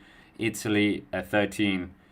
Both Gino Bartoli and Fausto Coppi have won that award. But Sepp Kuss, we're seeing him. Not the kind of day you want to be a bike rider. Wet roads, uphill roads, down, wet descents, cold weather. And we were thinking that it was going to be too hot in the Tour de France. But right now they are doing a good job just to keep the pressure on. What are they going to be able to do later on into this stage as well? We will wait and see. But it's looking very good right now. It's looking very good for the riders. But are we going to get something happening? That is the big question. We'll wait and see. We'll wait and see in terms of... Yeah, I mean, he's up there. His gap a bit more. 5 more seconds has swung his way. So, yeah, we will wait and see what happens. So, anything can happen.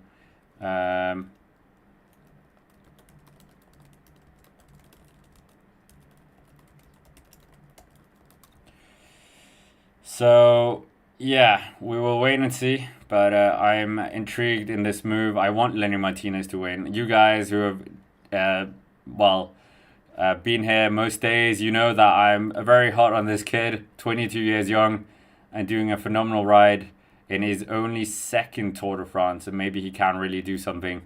We'll wait and see. But right now, Lenny Martinez in the perfect position, 1.1 kilometers until it gets to the Col d'Aspin. And yeah, maybe he can pull this off. I think he might just get the 5 points at the top here. So we will see. We will see. But it's looking pretty good. Yeah. He's got kind of a something under his back. Maybe this is... Yeah, it's his raincoat. He's got the raincoat. He's like Hunchback of Notre Dame right now in the polka dot jersey version. He's inside the last kilometers. Yeah. So we'll wait and see.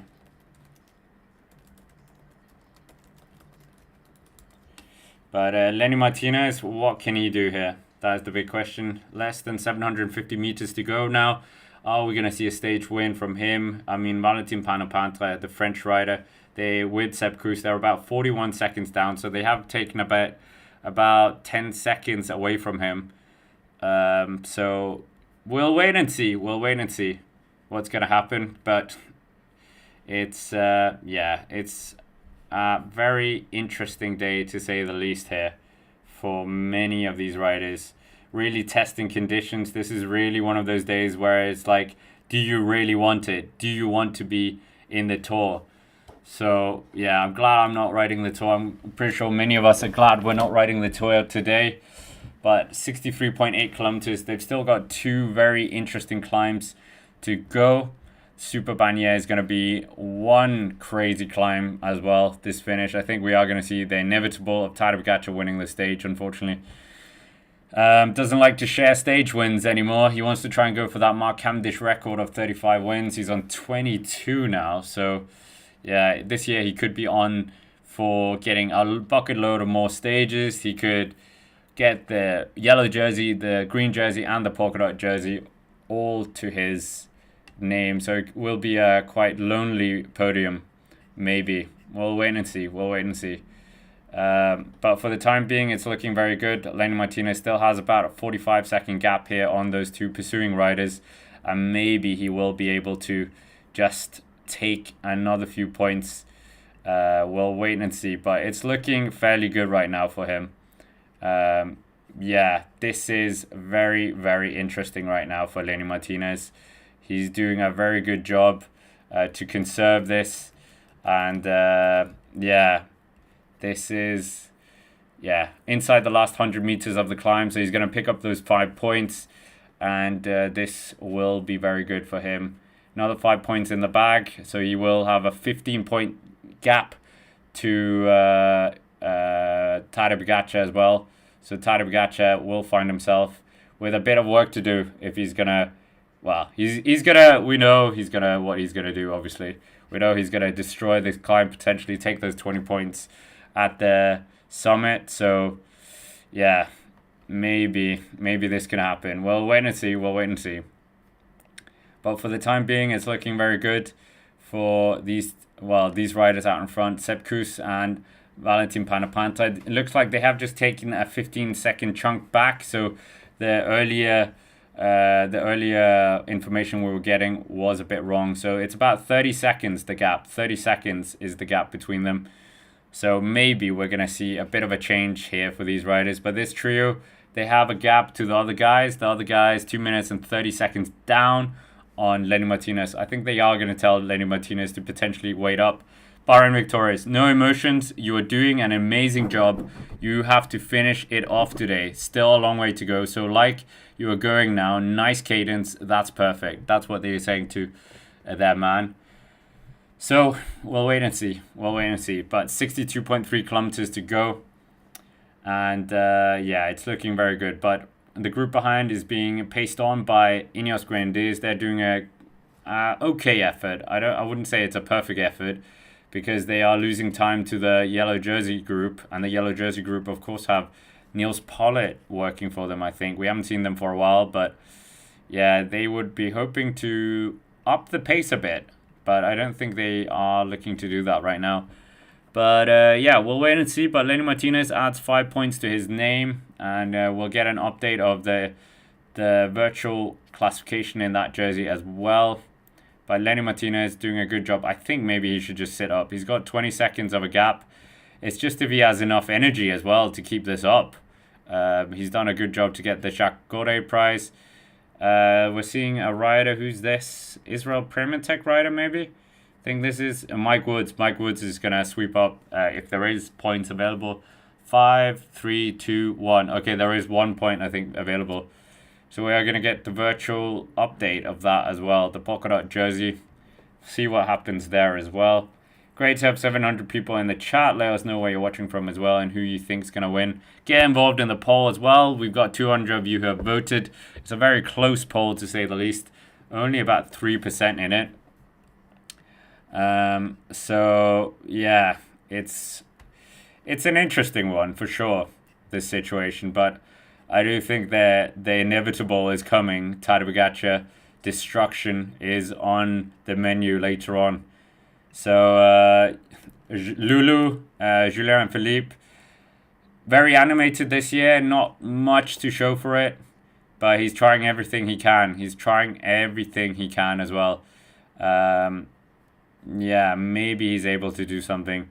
We will wait and see. But for the time being, it's looking very good.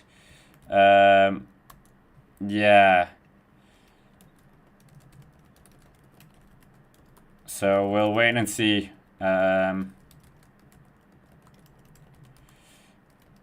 But Jean Philippe just gives his raincoat to the motorbike. They cross the Col d'Aspin, the riders in the peloton in the yellow jersey group. So 3 minutes and 32 seconds. They have changed riders as well. I think it's Marc Soler working at the front now. So it is looking very good right now for the riders. The pace is high, as we know. They're really just upping their tempo as much as they can. They are going to try and bring this back for Tadej, I think. 59.5 kilometers. Sepp Kuss is going to be bridging up to Lenny Martinez any minute now that's going to be happening. So we'll wait and see where they kind of end up here as well. But Lenny Martinez, 59.2 kilometers. He's doing a very good job to maintain this gap, just to stay up towards the front, just keeping the pressure on. And maybe we are going to see a big effort by some of the riders in that third group on the road as well. They don't want to try. They want to stay far ahead of that yellow jersey group. They've got 2 more castorized climbs coming up. Lenny Martinez taking 5 points, Kuss taking 3 points, Panapanta taking 2 points, and then Woods taking 1 point. So Woods just chipping away at this as well. The Canadian, maybe he's going to be able to do something. We'll wait and see in this competition. I don't know if we've had any Canadian winners in this competition. So yeah, it's an interesting one, isn't this? Very interesting. Great to have so many people around the world as well. Really do appreciate all our regulars coming back in the chat as well, and many of you furnishing me with a lot of information as well. it's going to be a wet descent, Visma Lisa Bike are saying, and a technical one. So that's not going to be welcome for many of these riders. Wet and technical descent. So bit of a worrying one, to say the least, for these guys. So we'll wait and see if something happens here. But yeah, this is going to be a feisty one, to say the least, for many of these riders. No riders, as we saw, got caught out on that first one. Are they going to get caught out on this Col d'Aspin? We'll wait and see, but they need to take it fairly easy. And I think the team sports directors and everyone, they're going to be telling the riders exactly that as well. So we'll wait and see. We'll wait and see if anyone's going to get caught out. I mean, Roglic, I'm going to say it again. Roglic, I would be very worried about here. He's known to crash on a French descent. I think back to the Dauphiné, etc. But maybe he is just going to be protected here by his team and be fine. But they have, of course, got Vlasov up there as well in that Tobias Johannesson group. It looks like they have been distanced a bit here. So this is the worrying part as well. Some riders might just be better descenders, and they, on wet conditions, that difference, I think, will be showed quite quickly. But who's going to be winning this stage? That is the big question. That's what we're here for. Is it going to be another Tadej Pogacar stage? Is he going to complete a hat-trick of stage victories? Winning stage, what are we on? We're on 14. Stage 13 and stage 12. And now he could be winning 14. That would be his 22nd stage win. Absolutely remarkable. And take his tally up into 5. And we still have many stages that suit him left. So, yeah, we'll wait and see. But, Visma Lisa Bike, it looks like it's a real uphill struggle for them in terms of doing something. It's a real battle. They are kind of the only team that seem to have anything they can hit Tadej Pogacar with. Everyone else, can't really do anything against the might of the Slovenian. Absolutely coming into his own this year. Absolutely dominated the Monument season as well. And it looks like he will be doing exactly the same here in Grand Tour season. Obviously, he's doing the Vuelta a España as well, so more dominance there for sure. 55.4 kilometers, 1 minute and 49 seconds for that second group. We have got a 3-man group up the front now. They did catch Lenny Martinez, so Lenny Martinez has got himself. He is in this group now. So we'll see if anything can happen with this group. If this does help them joining forces, Lenny Martinez can just take it a bit easier potentially as well. Maybe he will just be able to eke out a bit of, rest a bit and then go again. Maybe that is what we're going to be able to see. But, for the time being, it's looking very good for many of these riders. Who's going to be winning this stage? That is the big question. Is it going to be Tadej Pogacar once again? Get involved in the poll as well. Nearly 300 of you have gotten involved, and it's very close between Red Bull Bora and Ineos Grenadiers. We're almost at 200 likes as well, so smash the like button if you haven't already. They're just going down the descent. It looks a bit drier on this part. Lower down on the descent, it looks a bit drier. They're going very fast here down the descent. Sepp Kuss really just driving this pace. I mean, Visma Lisa Bike, what are they going to do as well? Are they going to surrender to some extent and try and go for stage wins with breakaway moves? They have got Simon Yates already taking a stage win. We will wait and see, but they have got that solitary stage win, so they will be happy about that. We'll see what happens, but it is looking fairly interesting for the riders. We'll wait and see. But tomorrow's stage is a bit more of a quiet one. Maybe Mathieu Van der Poel and Wout van Aert can get involved in that potentially. But it's going to be an interesting one for sure tomorrow. I think it will be a very open stage, and maybe I think it will be a breakaway for sure. I definitely think it's going to be a breakaway stage. Because after these top 3 days for the peloton, maybe yesterday wasn't that tough because it was only half an hour, but it will definitely have taken something out of the riders as well. So we'll wait and see. But for the time being, 52.9 kilometers still left. We still have that 3-man group with a bit of an advantage towards the front. doing a good job just to keep the momentum up, and maybe they're able to stay away at least on the Col de Perisord, which is coming up as well. I promised you update of the virtual lead as well in terms of that Mantos jersey, so we'll get that momentarily as well. But 1 minute and 49 seconds is the gap that they have. So if they can just increase that gap on that second group up to maybe 2.5 minutes, that'd be very good. 3.5 minutes on the yellow jersey group. The green jersey is 16 minutes down. So we will wait and see, but it's looking very good for many of these riders up towards the front. And who is going to be winning this stage? That is the big question at the end of the day. Is it going to be Tadej Pogacar again? Is it going to be anyone else? We will wait and see. But I have an optimistic feeling that we're maybe not going to get Tadej Pogacar win, but I think that could be squashed very quickly as well. So we'll wait and see. But for the time being, Lenny Martinez just following the wheel of Sepp Kuss, I think. Is this Sepp Kuss? Or is it Valentin? Oh, no, it's Valentin Panapantra. So Valentin Panapantra, the two French riders together. How good is Sepp Kuss's French? Will he understand them if they collude? We don't know. But the American, very good, as we know.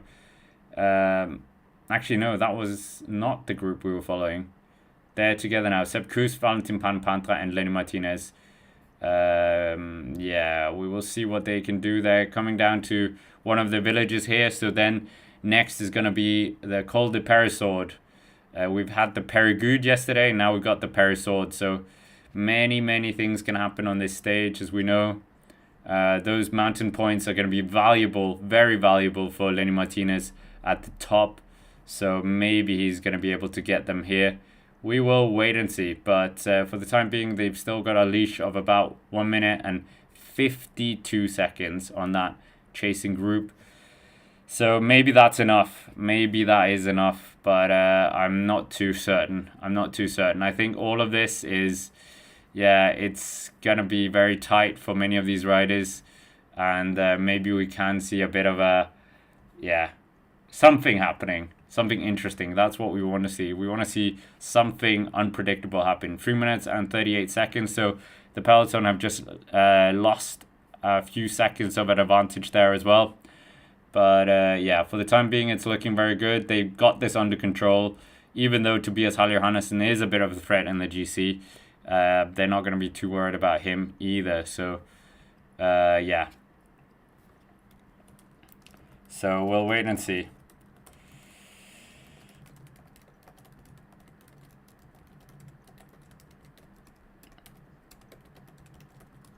But yeah, for the time being, it's looking very good now for the guys. Are we going to get a stage victory from any other team than UAE? Is anyone else but Tadej Pogacar going to win the stage? Is he going to complete that hat trick? Get his another win. It's looking very, yeah, it's looking very, yeah. We know what it's looking like. It's looking very like the tour is being dominated completely. Let's get the updated table as well. I think they have just got that in terms of that polka dot jersey. I promised you it. We didn't get it. But less than 50 kilometers to go for the riders. Sounds nice, but then you think about how many climbs that they've got left. Yeah, a whole bunch of climbs. That they've got left of the stage. But still, Valentin Panapantra, Sepp Kuss, Lenny Martinez, has he been able to just rest up a bit? Has he taken it a bit easier? Yeah, we don't know. But the mountain classification has been updated actually quite a few minutes ago by the cycling stats gods of Pro Cycling Stats. So let's just get an update of the situation as well. We've got it there. Lenny Martinez, 52 points, 25 points today, 16 points for the other man, Michael Woods. He now moves 1 point ahead of Tadej Pogacar. Tadej Pogacar finds himself 15 points down on Lenny Martinez. Lenny Martinez absolutely needs to do something. I'm not quite sure who this group is. Total Energies with, yeah, someone. So maybe it's Jordan Gigard. They're not showing which group this is actually in. But for the time being, it's looking very good for the riders out towards the front. Still having a bit of a lead. The yellow jersey gap has gone up to 3 minutes and 44 seconds. Yeah. So we will wait and see. But 49 kilometers still to go of the stage. What's going to happen here? That's the big question.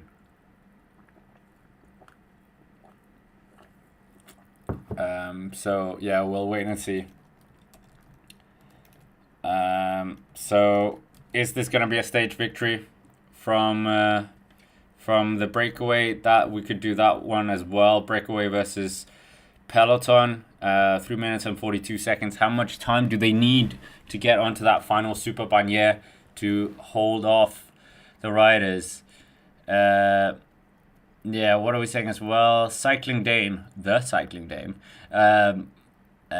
We want apology on behalf of all of Denmark for our helmet that Jonas Vingegaard has on. Okay, the helmet.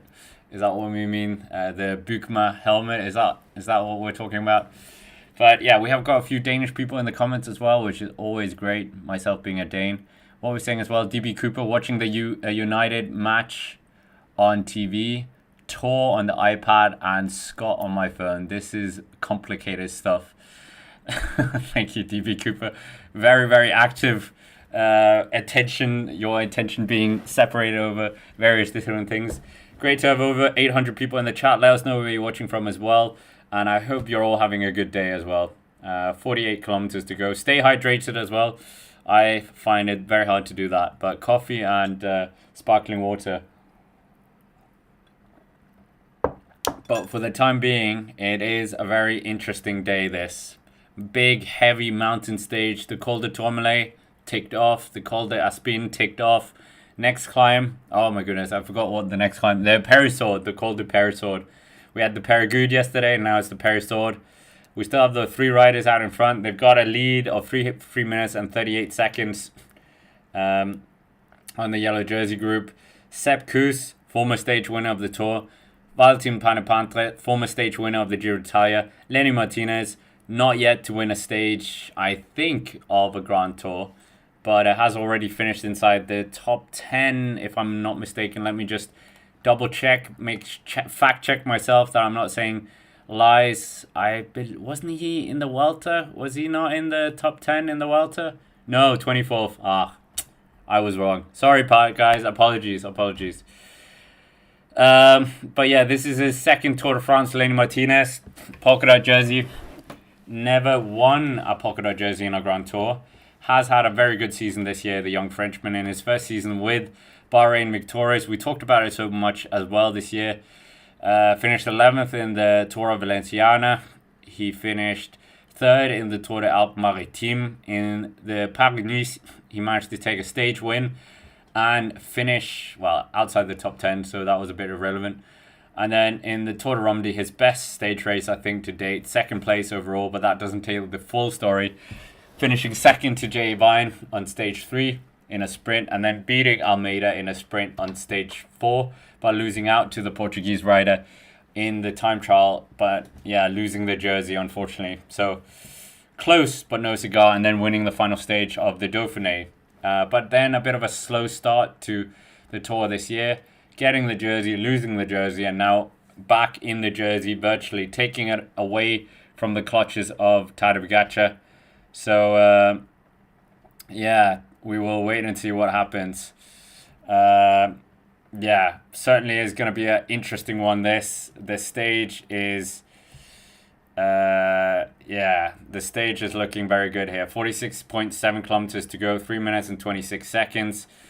And are we going to get a stage win from potentially Lenny Martinez? We will wait and see. Wait and see.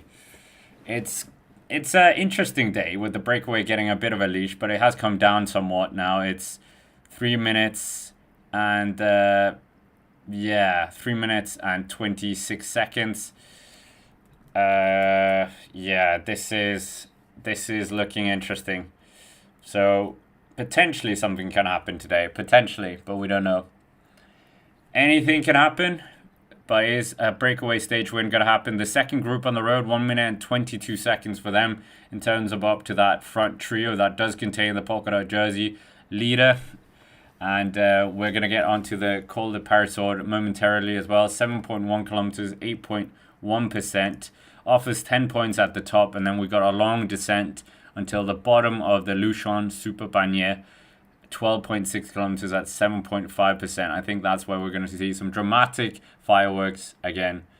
But Visma Lease bike, absolutely, the wheels have come off. They were a bit, ambitious going into this. But, I don't know if I don't know. I don't know if it was, if this was were they quietly ambitious? They were saying all these kind of things that Tadej Pogacar was ready. I know Jonas Vingegaard was ready. He was different, and he was gonna do something, but it didn't quite happen. It's like Mike Tyson says: everyone's got a plan until they get punched in the face, and they're punched in the face bike-wise as well here. So we'll wait and see. I hope Lenny Martinez ends the drought of the French for that polka dot jersey. We're seeing Nils Pollard at the front. 3 minutes and 16 seconds. UAE members are definitely thinking about the stage win here. Jordan Gigard is the man who's falling out of that group 2. That was the man we were seeing quite a lot as well. So anything can happen on the stage. Savage Pro saying Vingegaard is not fully recovered from that near fatal crash. I don't know, because he's finished second in the Tour already, with very minimal preparation there. That was incredible last year. And right now we're seeing Nils Pollard just sweeping back some riders. I think this is Alexander Kristoff and Michael Storer being brought back into the yellow jersey group here. Victor Campenaerts is still up here, so many of these riders looking very, very good climbing-wise. I was still so impressed by Narvaez. Marc Soler up towards the front as well. Pavel Sivakov up there. Narvaez might be the second best climber in the race. So we will wait and see. But for the time being, Vlasov, he's just going to be helping his two team leaders, even though Vlasov is the man who's finished higher up in the Tour in the last 5 years for the team, actually. He's finished 5th for Bora in the past. Roglic has never done that for Bora in the Tour, and Lipovic neither. But obviously it's not just about past results, it's about how good your engine is on the day as well, or in the time. So we'll wait and see, but it's certainly a very interesting day here on the Tour. We'll see if fireworks are going to be shown once more by Tadej Pogacar. And great to have almost 900 people in the chat. Let us know where you're watching from as well. We're only on 900 likes. No, 900 likes. 196 likes. 196 likes. So if you haven't already, smash the like button. Let's try and get to 300. This poll is super close. So I'm going to give it 110 more votes until we get to 500. It's 35-35 for Red Bull and Ineos Grenadiers. So if you haven't already, get involved in that. And great to have so many people here. Let us know where you're watching from. Lenny Martinez doing a very good job at the front of the race. Is he going to be able to do something? That is the big question as well. But for the time being, 43.8 kilometers to go. They're approaching the Parisord as well. So this is going to be very, very good. Dane, funny name. Maybe Vingegaard is in okay form, but Pogacar is just that much stronger. Great to have full tank, empty road, Ecuador in the house. Narvaez certainly riding the Ecuadorian colors at the front. Great to have MTGA, Watsonville, California. Hashtag bring back Tour of California. Oh, I missed that race. So much. I think I'm going to do a video about that at some point. But for the time being, it's looking very good right now. It's looking very good. Wheel sucker Viking. Oh my goodness. I mean, that makes for a change from what we've seen with Fishboy. That Vingegaard also gets that nickname sometimes thrown around. But for the time being, it's looking very good right now. Remco and Evenepoel just push it. Well, no, Remco and Evenepoel's not in the race anymore. But we will wait and see. We'll wait and see here on the stage. But for the time being, It's a very, very good day, to say the least. But who's going to be winning this stage? That is the big question. Is it going to be Tadej Pogacar? Is it going to be Jonas Vingegaard? Is there any charity going to be given to these guys? Yeah, I don't know. I don't know. So 42.8 kilometers to go. Is Sepp Kuss going to be dropping back? Is Jonas Vingegaard going to try and attack hard? I don't know. I don't know. So we'll wait and see. We'll wait and see. But right now it is a very interesting day, to say the least, for many of these riders. And maybe we are going to get a bit of action fireworks. But I would love to see this go to Lenny Martinez. But I mean, you guys know how much hype I have for that guy. So yeah, we will wait and see. We will wait and see. Are we going to get a stage victory from any of these riders? I'm not quite sure. I think the breakaway is probably doomed because UAE members look like they are fairly interested in this. They are putting the pressure on quite a bit, and they will just try and continue the momentum for as long as possible here. 44 seconds, 2 minutes and 55 seconds here for the yellow jersey. Yeah, the breakaway with Niels Pollitt still working quite hard, and he's taken out a few chunks out of their lead with so many more riders waiting behind. I think this is a numbered breakaway, to be honest.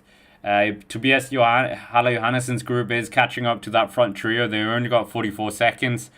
So maybe it's the front trio just getting caught out a bit. Maybe they're just starting to feel it a bit. We will wait and see. We will wait and see. But for the time being, it's looking very good right now. It's looking very good. Are we going to get a stage victory from any of these riders?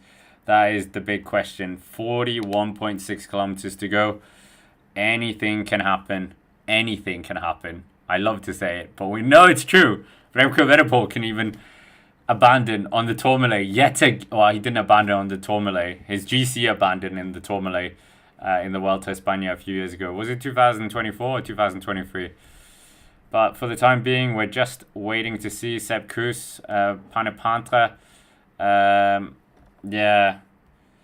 So we'll wait and see what's going to happen here. But for the time being, it's looking very good for many of these riders. This is a very big day. Many climbing happening here, or many climbs getting tackled. So yeah, this is really grinding down the riders as well. Obviously, day after day, all these sustained mountain efforts. Recovery is so crucial. We saw Mathieu van der Poel commenting on he didn't understand how these GC riders were absolutely doing this, recovering so quickly, but every day. But for the time being, it's an interesting day, isn't it?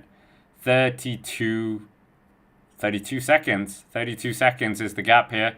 Ben O'Connor still in there. We still have the Giro d'Italia Giro d'Italia winner. No stage wins there, but he did take a stage win of the Tour. But UAE members really driving here.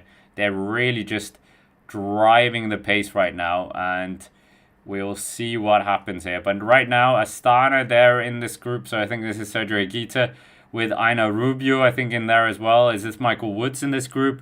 So these guys are just taking it quite hard in that group as well. We got 40 kilometers to go.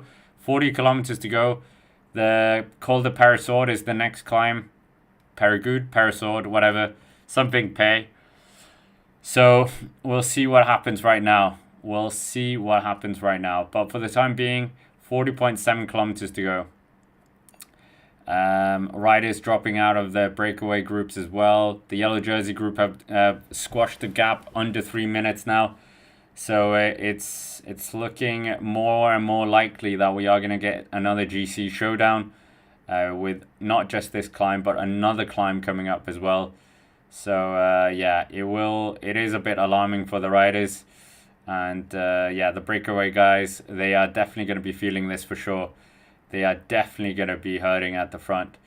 So Panepantra up there still with Lenny Martinez, Sepp Kuss. They're doing a very good job just to maintain the gap. And who is going to be able to do something? That is the big question. Are we going to see a big move by any of these guys? Um, they asked Jonas Vingegaard if he still thinks. They asked him at the start of the race, the day, do you think you still can win the Tour de France? And I don't think he can. If I'm honest, I think it's over. I think it's done. It's gonna go the way of Tadej Pogacar. Huge deficit. I don't think that's going to be changing. I think it's going to go the other way, if we're honest. So I think the race 2025 does belong to Tadej Pogacar. Yeah, we will wait and see what happens. But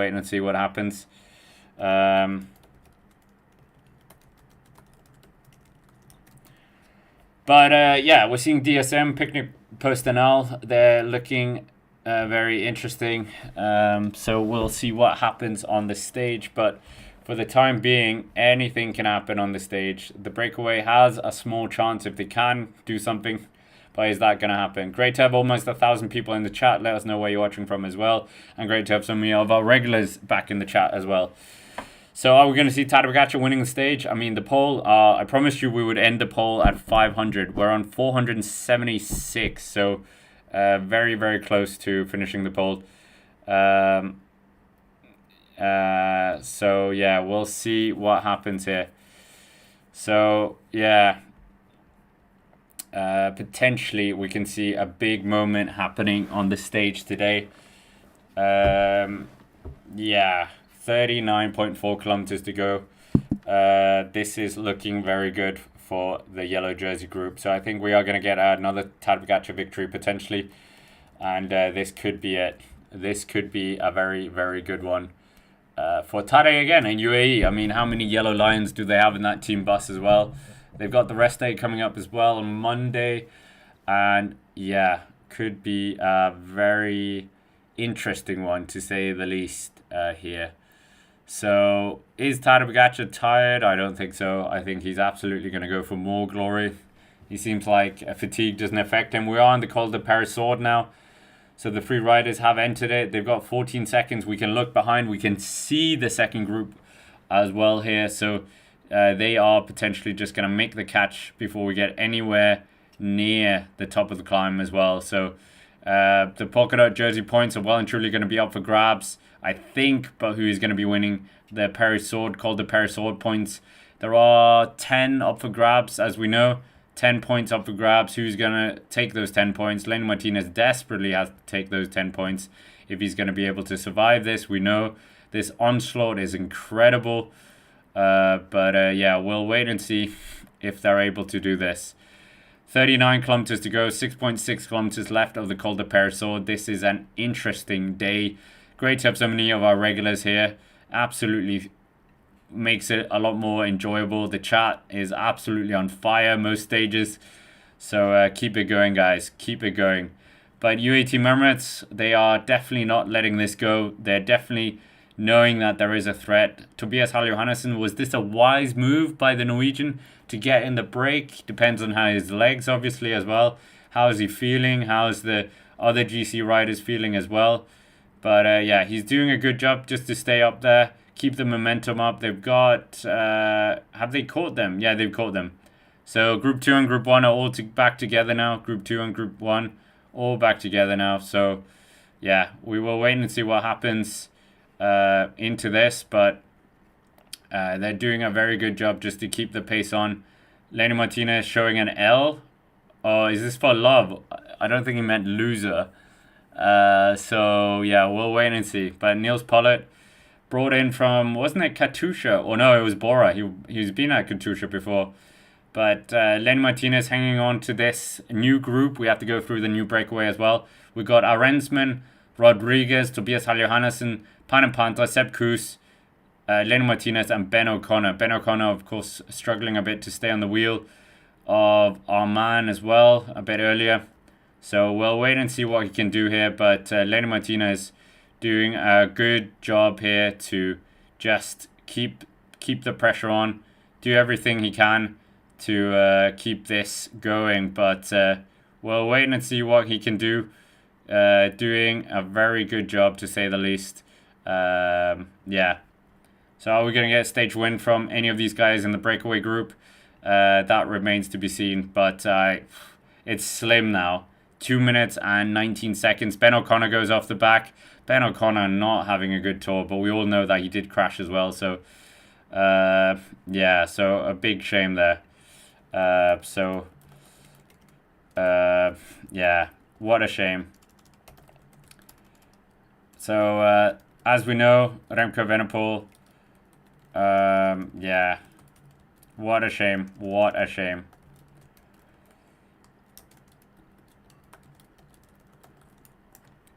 So Remco Evenepoel abandoning the Tour de France, that is a big, big shame for any cycling fans.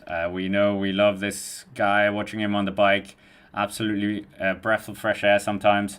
And the world TT champion, Olympic champion is no more. He has abandoned the race. And yeah, maybe this is, yeah, we'll see what happens in this race as well without him for his team. But obviously he's got Valentin Pantra up there in the breakaway. Ben O'Connor really struggling. Simon Yates looks like he's struggling as well a bit. He just got detached, but he's making his way up with Aina Rubio, I think. Aina Rubio, it looks like him. So we'll wait and see what happens here. But for the time being, yeah, what a shame. What a shame for many of these riders. Not how they would have wanted to play this day out as well. And maybe this is... yeah, maybe this is going to be a bit of a bad one for many of these guys. Yeah, who knows? Who knows? 5.5 kilometers still to go here on the stage. And is this going to be a stage win? Who knows? But for the breakaway, they are losing, they're hemorrhaging time to the other riders. So Remco Evenepoel's leaving the race. Obviously, that's the big headline today. But we'll wait and see if anything happens after this as well. So big day for the race. Big shame that yeah, leaving the race. We talked about that at quite a length before, but right now we are just gonna see what happens later, deeper into this race as well. But Tadej Pogacar riding very well, and it looks like he's gonna be keeping this pressure up as well, doing his best to keeping the momentum going. And keep that winning feeling and destruction of all his other riders, of all the other guys in the pack. Obviously, he wants to keep that absolute juggernaut going. So we'll wait and see. We'll wait and see. But anything can happen on the stage still. I mean, 5 kilometers until the next climb, the top of the Col de Peyresourde, and maybe we are going to get a stage victory. Or Lenny Martinez getting the top points again. Did I just hear booing while UAE were coming through there? Was that booing? I'm not sure. But they're doing their best here to keep that gap around the 2-minute mark if they can get any closer to that. So we'll wait and see. We'll wait and see. But right now it's Pavel Sivakov, the former Russian rider, the former under-23 Giro d'Italia winner. He's really had some success in the past himself as well.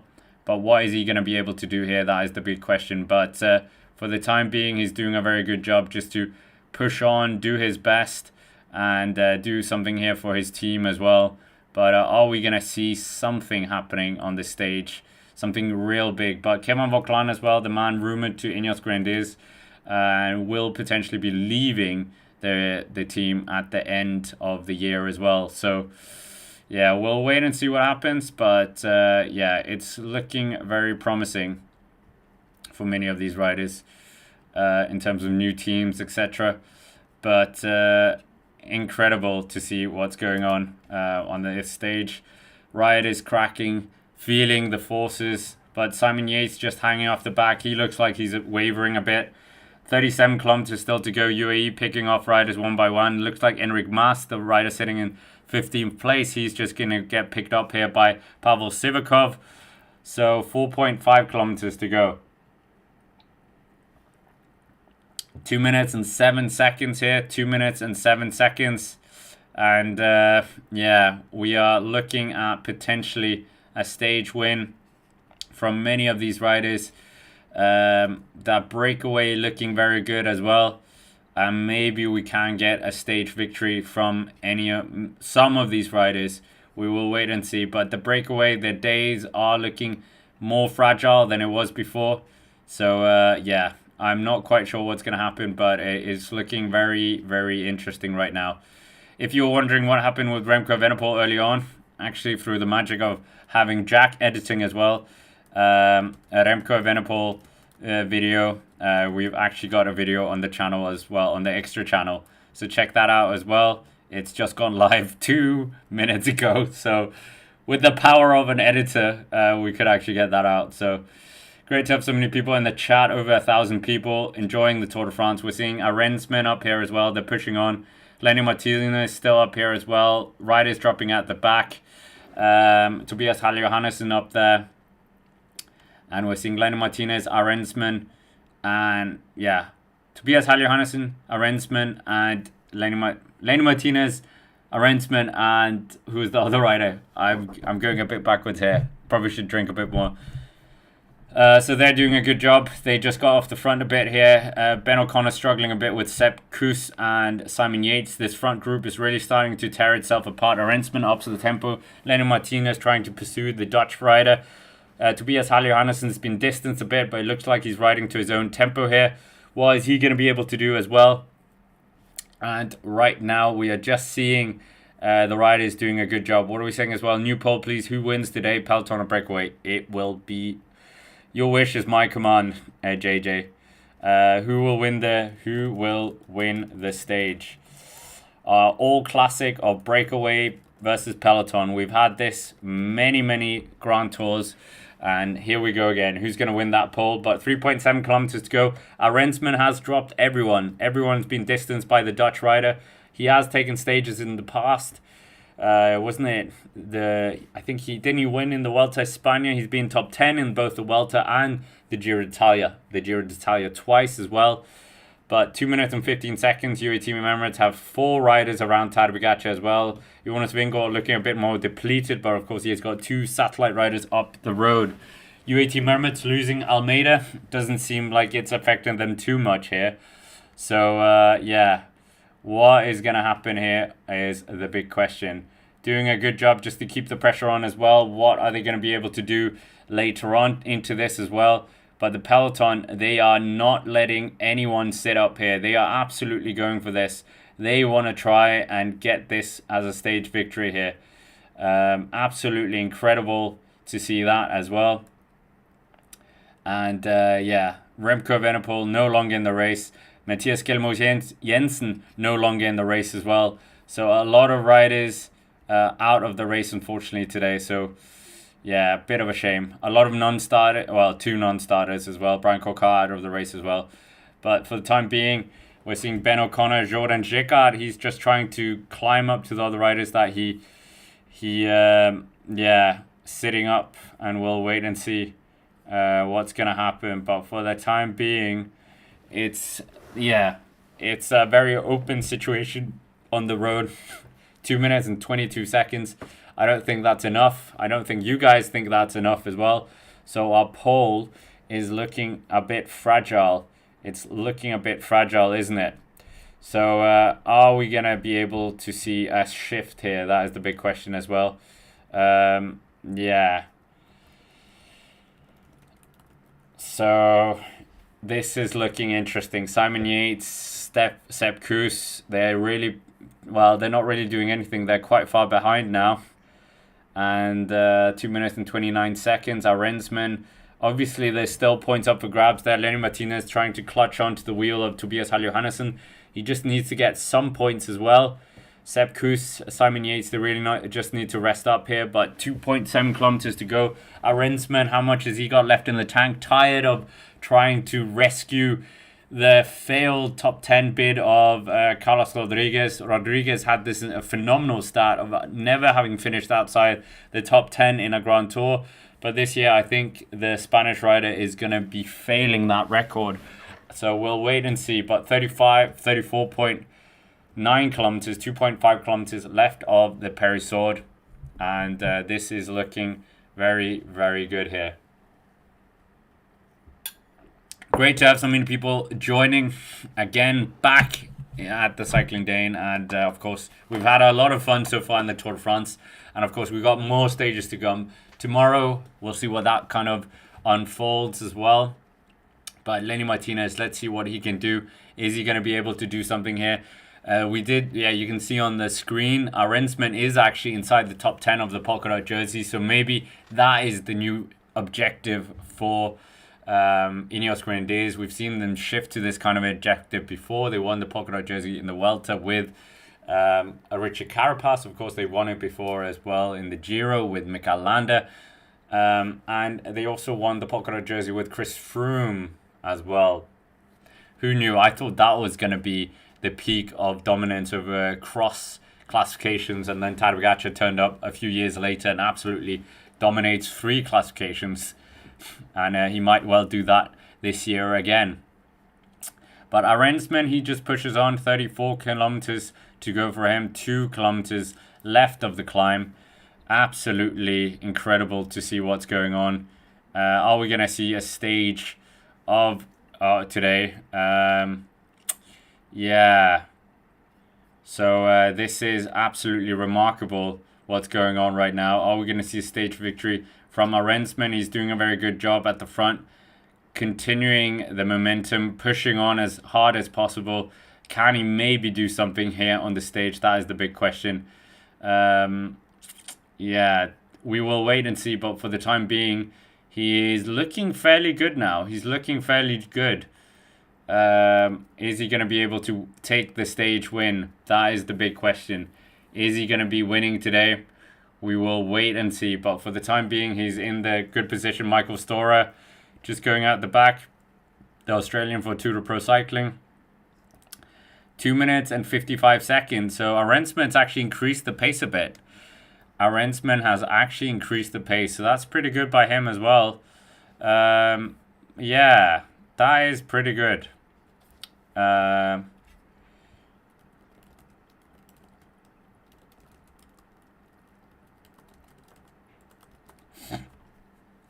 54 seconds for Lenny Martinez. So he is starting to drop back. I don't know if he's going to be able to...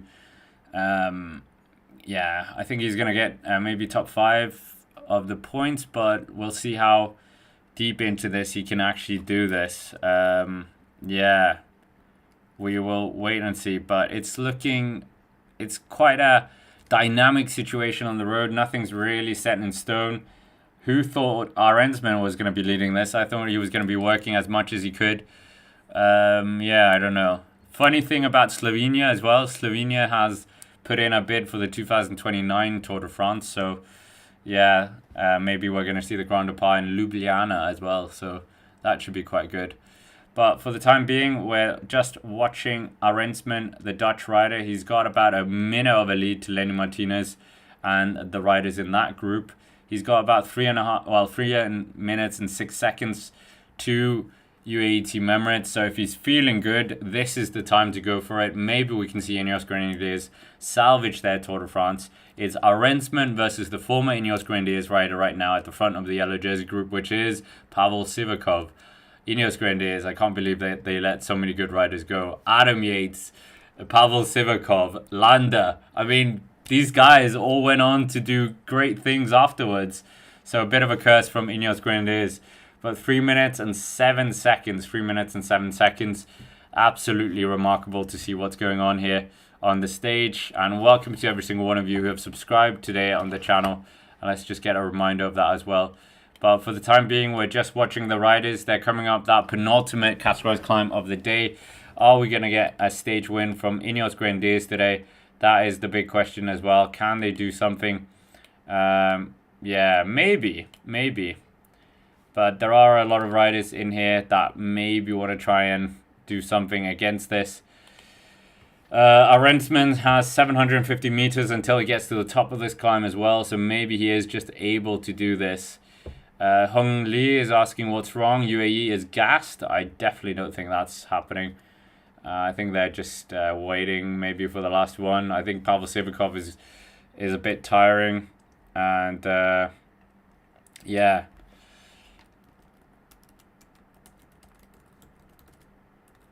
So we'll wait and see. So for the time being, 1 minute and 16 seconds here, and it could be an interesting one to say the least for the riders. Are we going to get a stage victory from the breakaway right now? It doesn't seem like it is going to be a breakaway win, but maybe. We'll see what happens here. We'll see what happens on this stage. Anything can happen, as we know. The breakaway has a good opportunity here for sure, but are they going to be able to do it? Are they going to be able to do it? That remains to be seen. If you're new here as well, subscribe to the channel, check out all the different things. But we have got the REMCO Evenepoel video if you haven't seen that already. So I'll link that in the chat as well if you want to see what happened to Remco Evenepoel since he left the race. Great shame for the race. Such a interesting figure. Yeah. So I'll link that in the chat as well. So if you haven't seen that video, check that out as well. But great to have over 1,000 people in the chat. And we're seeing Valentin Panapantra just prattling on here. Carlos Rodriguez attacking this second group. So we got a bit of a big second group in the bunch. Not in the bunch, in that chasing group. Valentin Panapantra, Lenny Martinez, Carlos Rodriguez, Aina Rubio, Tobias Johannesson. They're all in this second chasing group. But Tianen Arensman, he is the one just trying to do something right now. Yeah, so Arensman is going to take those 10 points. There's 8 points available for second place. Lenny Martinez desperately needs those 8 points. So he's currently sitting 15 points ahead of Tadej Pogacar. If Tadej Pogacar takes the points at the top of the next climb, 20 points. The gap is 3 minutes and 20 seconds right now. 23 minutes and 20 seconds. So we'll wait and see. We'll wait and see what happens. 1 minute and 26 seconds right now. And yeah, Marc Soler comes to the front now. So this is where we could see some of the inroads being done. So now we can see maybe they do something. There was a Pogacar syringe placard on the side of the road. So that's what the French fans think of Pogacar. But we're seeing Lenny Martinez. We're seeing Aina Rubio. Lenny Martinez has got a bit of a kick to him. So can he utilize this kick? How much has he got left? Oh, come on, Lenny. You need this. Lenny, you need to up the tempo now. I don't think these guys around him are going to let him take this. Tobias Johannesson is driving this on as well. Obviously sitting inside the top 10. He's the danger man in terms of the GC. Lenny Martinez, I think he's just going to try and get around. And he gets around. Is he going to take the 8 points? He just speeds up a bit. No one really has the same kick as him. Lenny Martinez, thanks everyone. And takes the 8 points. I think he is going to cross the line now. So 8 points will get you the up-to-date of the Mountains virtual classifications. And that is a very, very good 8 points by Lenny Martinez. Missing out a couple of days ago on that very bad day where he kind of imploded before the first climb. But here, he has really done a good effort. Lenny Martinez absolutely smashing this stage today. So good for him. Yeah, Marc Soler absolutely looking like he's suffering at the front now. Tadej Pogacar doing his best just to keep himself on his wheel. They've got Adam Yates as well. I presume Narvaez is on Tadej Pogacar's wheel. The breakaway riders coming down this very wet descent, the Col de Peyrasourde, very misty like we had it yesterday as well. Oh, on the previous first climb, the Tourmalet climb. So worrying situations right now for the riders. We'll wait and see if they can do something right now. But yeah, it's looking like a pretty open stage. I don't know if they are going to be able to hold off at Tadej Pogacar right now. It's 3 minutes and 20 seconds for the breakaway. Well, for the lone breakaway riders of Arensman. The second chasing group, they're 1 minute and 25 seconds behind the Ineos Grenadiers riders. And they're about 2 minutes ahead of the peloton. So that is what we're going right now. Yeah, this is looking very good. Alexander Usyk is being mentioned in our chat. Wow. Wow. Usyk. Big fan of Usyk, but that's boxing. 1 minute and 28 seconds for the riders in that second group. We're getting the UAE guys. They're coming up towards the front here. Marc Soler, the former Tour de l'Avenir winner and former top 10 finish of the Vuelta a España, just pushing on. And you can see many of these riders have the real... they are engines, and they're coming up to that polka dot jersey here point as well. I don't know if there's they have sorted all the points, or is Pogacar going to be sweeping up some minor points as well? We will wait and see. There were 10 points available at the top for whoever crossed the line first. Have we got the update of the points classification? Not yet, but we'll wait when that comes and then we'll talk through that. But they are all on the descent now in terms of those, well, the part of the race that we care about. Sorry, green jersey group. But 28 kilometers to go, 1 minute and 24 seconds for the chasing group on Arensman, and they've got about a 2 minute and 10-second lead on the peloton. So we'll see what the peloton do as well. High speed, wet descent, misty conditions, not quite the ideal conditions to say the least. But yeah, it's looking interesting, isn't it? What's going to happen on the stage? Are we going to see something happening? I don't know. But Bagne de Luchon, that is going to be the first big showdown that we're going to see. So, yeah. Remco Evenepoel, we said he abandoned. If you want to see the Remco Evenepoel abandoned video, yeah, we put that up on the Cycling Day Extra channel. So, do check that out as well, if you haven't already. But for the time being, it's a very dynamic situation on the road with the breakaway of the solo rider as well. Many things can happen. Yeah, we will wait and see. But Tadej Pogacar looks like he could be winning the stage. 63% of you believe it is going to be a stage win for the peloton. So, yeah, it's interesting. Let's ask you guys who you think is going to win the stage as well. More micro question, shall we say? Is it gonna be who will win the stage? There we go. Will it be Vingegaard? Will it be Pogacar? Will it be Arensman or other? There you have it. So a new poll. Many of you love polls, many of you don't love polls, but yeah. Great to have so many people in the chat. We're almost at 300 likes. I'm sure we can get there. 16 likes. And if you're new, make sure to subscribe to the channel. We have, of course, got many more streams to come and bonus videos on as well during the rest day. So we will see what that looks like as well. But for the time being, it's looking very interesting at the front end of the race. 25.5 kilometers and 1 minute and 27 seconds here. We will wait and see what happens. Yeah, this could be very interesting. So we will see. But anything can happen on the stage. A Rensman even being at the front of the stage. That is not what I had on my bingo card today. And yeah, Ineos Grenadiers really doing a good job to try and get something out of this year's Tour de France. Fail top 10, I think, for Carlos Rodriguez. He's still in that chasing group second place. But I think that top 10 is not going to come because he's expending a lot of effort as well. He really needs maybe someone out of that top 10 to completely go backwards. I mean, Jorgensen potentially could go backwards. Yeah, so great to have Captain Ricky back in the chat as well. Great to have so many of our regulars, as we said earlier. But yeah, get involved in the poll. 2/3 of you think it is going to be one for Tadej Pogacar today. 3 minutes and 48 seconds. So he's doing a good job, Arensman at the front, to just extend the gap here as well. 95 kilometers an hour. An hour down this descent. They're just absolutely blitzing it down this. Wowza. Absolutely wowza from the guys. They're flying down this descent. So wowza. Absolutely wowza. 23.6 kilometers still to go of the stage. Who's going to be winning this stage? That is the big question.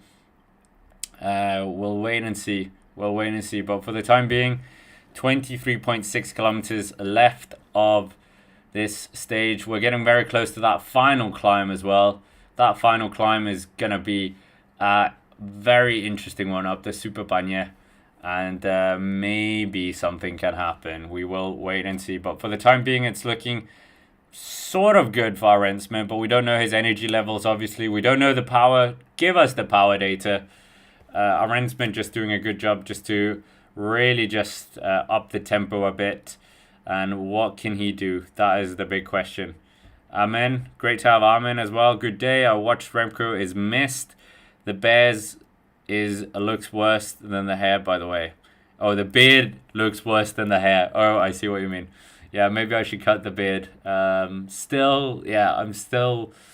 What am I waiting for? I don't know. It's because my friend normally cuts my hair, but he's not in the country right now. So, yeah, maybe we'll see what happens. But right now, we are following the Dutch rider, Arensman, former top 10 finisher twice in the Giro d'Italia. Very good rider. I promised you the virtual classification as well in the polka dot jersey. Let's just get that as well. But Arensman taking the 10 points, so confirmation there, taking the 10 points over the Col de Peyresourde. Yeah, no points went to Tadej Pogacar, even though he was riding second or third wheel across that climb. I don't think he's too bothered about the Mountains jersey, really. He might just get it anyway. That was the wrong one. That was the confirmation of what happened. So that was the confirmation, but we'll get rid of that. It was a virtual classification that we're interested in. 21.5 kilometers. We're seeing the back end of this chasing group. That includes Kuss, Yates, Panepantre, Lenny Martinez, C-Rod in terms of Carlos Rodriguez, not Christian Rodriguez. Yeah, it gets quite funny with when they have the same surname and same first initial of their first name. But 3 minutes and 46 seconds, these guys are flying down this descent, absolutely flying down the descent, doing a brilliant job to just maintain that gap for as long as possible. Are the peloton going to be flying down this as well? We'll wait and see. But there you have it, the confirmation of the virtual classification as we have it right now. 60 points for Lenny Martinez, picking up those 8 points. Michael Woods moving up as well, 16 points there. Tadej Pogacar, 37 points, but if he does win, he's going to pick up 20 points. 20 points. So we'll wait and see. But great to have so many of our channel members as well. I did promise you a competition. I'll get on that after this stage, hopefully. And also some subscriber competition as well. That'll be available in the community post. But what are we saying as well? Great to have Rob here, Armin, Ronda as well. I saw Ricky. We had Paddy Dunn as well. 20 kilometers Arensman comes under now. Arensman, how much do we know about Tiamen Arensman? Or however you pronounce it. Any Dutch, if we have any Dutch guys. I don't know if we have any Dutch guys. But yeah, he has ridden 10 Grand Tours already. Only 25 years young. First Tour de France as well, this. It's the first Tour de France. Best result so far in this year's tour is second place. When did he finish second place? But he did finish second place. He's finished 5th in the Vuelta a España back in 2022. 2023 he's finished 6th in the Giro and 6th in the Giro in 2024 as well. Did manage to take a stage win as well in that Vuelta a España back in 2022 when he was riding for DSM. But a very, very good young talent that Ineos Grenadiers did very good to get him. He was second after Simon Yates, so there we have it. So he was the rider second after Simon Yates. So yeah, we will wait and see what's going to happen with him. But 18.8 kilometers to go, 1 minute and 28 seconds. That's all that's remaining for the riders, or that's the gap that they've got to Arensman. Arensman still has a gap of 3 minutes and 40 seconds to the peloton. But we know when Tadej Pogacar lifts the pace, that gap can absolutely dismantle, evaporate quicker than you can say Tadej Pogacar. So we'll wait and see. Yeah, full tank, empty one, we're saying seems like a lot for the peloton to make up. I don't think Pogacar wins the stage. I mean, we'll see. Didn't Tadej Pogacar evaporate like 4 minutes in a breakaway, or 4 from a breakaway last year in the Giro or something crazy? Yeah, we'll see. It depends how hard Narvaez and Adam Yates goes as well. These guys can really just destroy a gap completely. So we'll wait and see what happens. But yeah, it could be a very interesting one to say the least, what's going to happen. But yeah, 18 kilometers to go. 18 kilometers to go, 1 minute and 30 seconds. Yeah, this is looking fairly good. The climb is 12.6 kilometers, so they're gonna be there in about 5 kilometers time. 7.5%. The Super Bagnier. We'll maybe get that on the screen as well because that's quite an interesting climb. Very long climb. A lot of history with the Tour as well. It's been a bit of time since they've had it here. So let's get the Super Bagnier on screen as well so everyone can see that. So, yeah. Are we going to get a stage win from Tadej Pogacar? Could well and truly happen. It seems like he's on a solo mission to try and take all the KOMs on Strava on all these climbs. But yeah, there you have it, the Super Bagnier. 12.6 kilometers Pro Cycling Stats is saying. Who are we believing, the ASO or Pro Cycling Stats? I'm not quite sure. But Arensman, very, very good right now. 17.2 kilometers away from glory. A stage win in his first ever Tour de France would be an absolutely epic one. Would be the first Dutch rider to win a stage in the Tour de France since Mathieu van der Poel. Or have we have anyone else? Any other Dutch riders? Groenewegen didn't win anything. Daniel van Poppel didn't win anything either. So, yeah. We will wait and see. But for the time being, it's looking very good here on the stage. We could potentially get a stage win from many of these riders. Who? I'm not quite sure. But Arensman, not many people are going for him. Only 7%. More people are going for Vingegaard in our poll. Almost 400 of you have voted in that poll. So, yeah, it's very open poll to say the least. And if you did miss that Remco Evenepoel video, him abandoning is going to be the big talking point at the end of the stage, I think. Big loss for the race. Big loss for Soudal Quickstep. They're a bit in no man's land in terms of what they're going to do. Obviously, they have Tim Merlier. We've seen Valentin Panapantra in there as well. So there is a bit that can happen. But for the time being, it is UAE Team Emirates really just pushing on here on the descent. I wonder how fast they were flying down. Were they going anywhere close to the 95 kilometers an hour? So we'll wait and see. But anything can happen. Anything can happen on the stage. We're getting very close to 500 likes as well. So smash the like button if you haven't already. And great to have so many people in the chat. Let us know where you're watching from, who you think is going to win. We're very close to that final climb of the day. We will do the recap race analysis on the Cycling Dane Extra channel and on the Cycling Dane podcast, so check that out as well. But for the time being, we're just seeing a rider 146. Is that Arno Rubio? No, it's Mühlberger. Mühlberger, I think, struggling towards the back of the peloton group here. But another Notre Dame church, and yeah, there's a lot of Notre Dame Église cathedrals. Very pretty cathedrals in France, I have to say. My favorite one is still the one here in Orléans. But there's Rouen has a very nice one. Obviously, the Paris one is very nice. Very pompous buildings, and you love to see that as well. But great to have so many people in the chat. Let us know where you're watching from as well. Many things can happen still on the stage. Arensman is very much in that pole position right now. Is he going to be able to take a stage win, a much needed one for Ineos Grenadiers, and maybe he can just lift the spirits of the team a bit more. They definitely need it. They definitely need it. Let's be honest. But for the time being, this is looking like a very interesting situation on the road. Is Tadej Pogacar going to be able to really hit hard, attack hard, and take the win? That is also the big question. But right now, 15.6 kilometers to go, 3 minutes and 26 seconds. And for the yellow jersey group, 1 minute and 44 seconds for the second group. So they're not making too much inroads on Arensman's lead. So he's riding very well, the Ineos Grenadiers rider. He's going to be the first rider as well to get to the start of the Super Bagnier climb as well. So yeah, I think this is going to be a very hard one, to say the least, for the riders.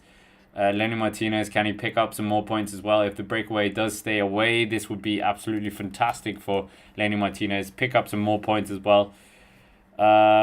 Yeah, what can we tell you about this Luchon Super Bagnier? They're getting very close. They're still not on it. Basque fans on the side of the road. Who is going to be winning this? I mean, right now it is in favor of this rider that we're seeing right now. Arensman, the Dutch rider. Very, very good, as we know. The Super Bagnier. Yeah. Interesting stage. We had a time trial here in 1962. The last time we had it was back in 1989 when it was Robert Miller who took the stage win on that day. We also had Greg LeMond has been a stage winner when the Super Bagnaia has been part of this as well. So 1986, incredible stage. Let's just find out when that was as well. But Tadej Pogacar, is he going to be able to do it here? There's plenty of roads. Actually, Super Bagnaia was stage 13 finish, and it was Greg LeMond who won it. And they started from the next day, stage 14 as well. But Greg LeMond has won a stage here. So Super Bagnaia and Greg LeMond has something to it. Sean, watching from North Wales. Let us know where in North Wales. Beautiful part of the world. Ruthven. I love that small town. Absolutely beautiful place. But Ruthven aside, 14.8 kilometers, 3 minutes and 21 seconds. It's Marc Soler really stomping on the pedals here. Pavel Sivakov is out the back. Pavel Sivakov is done for the day. The French-Russian rider doing everything he can. What more can happen here on this stage? Everyone's looking at each other. Tadej Pogacar is the danger man. Are we going to see some absolute implosions going on? This stage is not over by any means. 14.7 kilometers still to go. These guys have 3 minutes to make up if they're going to be able to do something. Ooh, this is going to be good. This is going to be good. We're going to see some real savageness going to be happening right now. Jorgensen dropped. Jorgensen is dropped. That is worrying signs. Jorgensen dropped. Oh my goodness. Jorgensen dropped. That is one of the top 10 riders. Jorgensen talked about he wasn't feeling great the other day as well. Yeah, wow. Wow.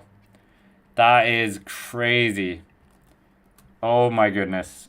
Now we're seeing Marc Soler really just going to be digging in here, trying to up the tempo ever so slightly more.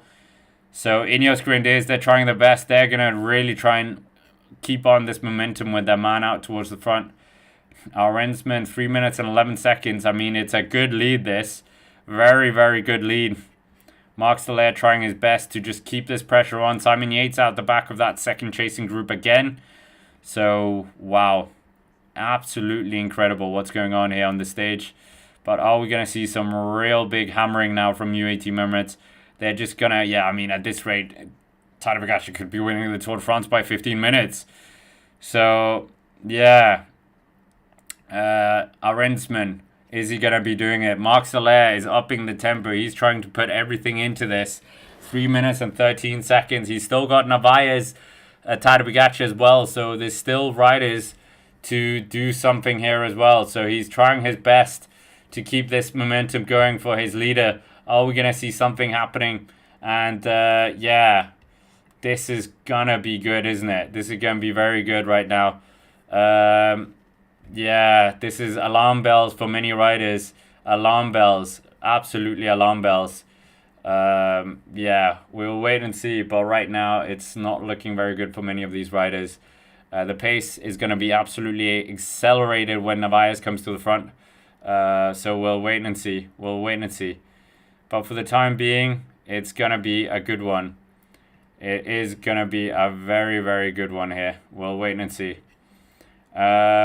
Are we going to get a stage victory? We'll wait and see for Rensman. Super strong rider. Won a stage before in the Vuelta a España. Yeah. It's looking pretty good right now, but still 13.4 kilometers for him to go. 12.6 kilometers is when the climb starts. So we're climbing without the start. And maybe something's going to happen. So what will happen?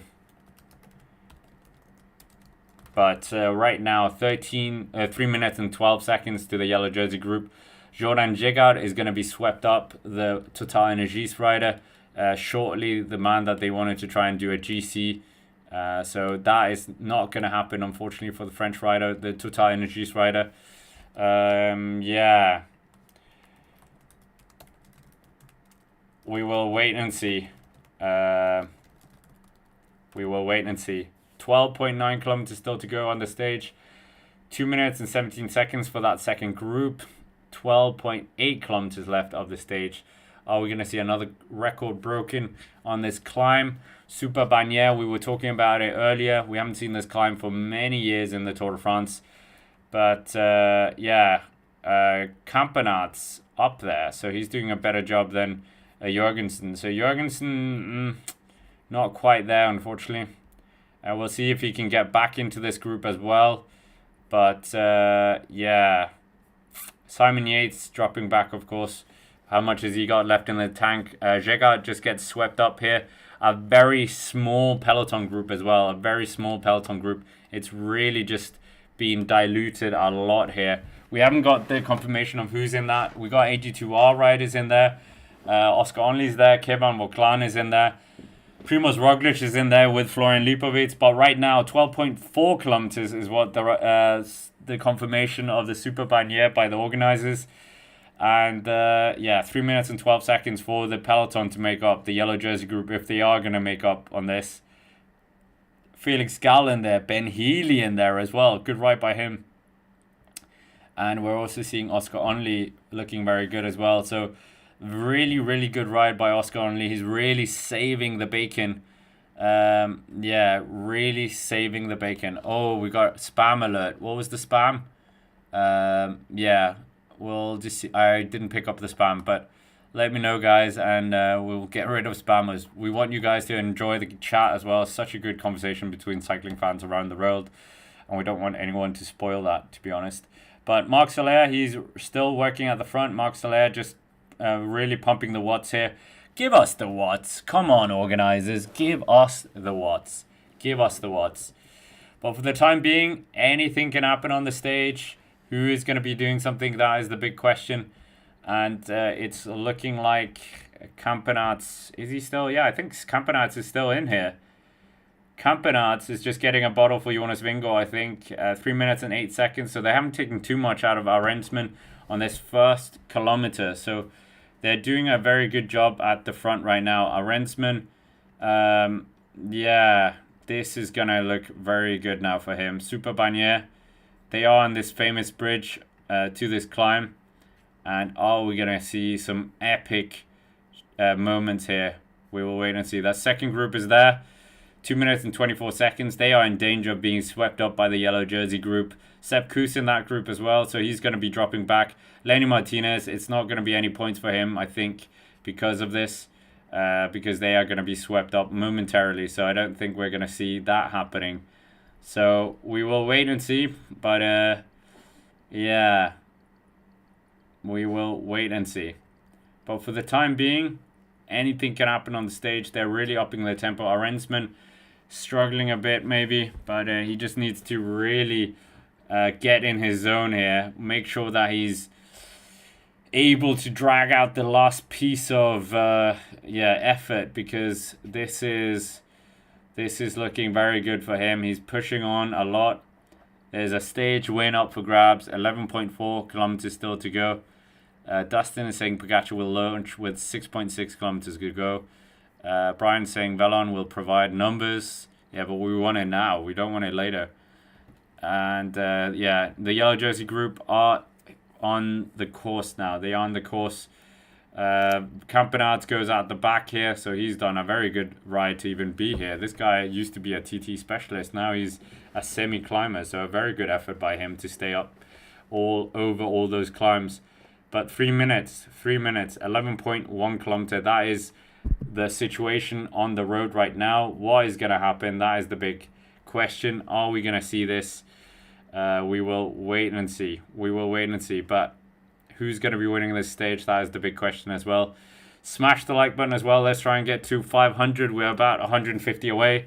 But 3 minutes. 3 minutes still.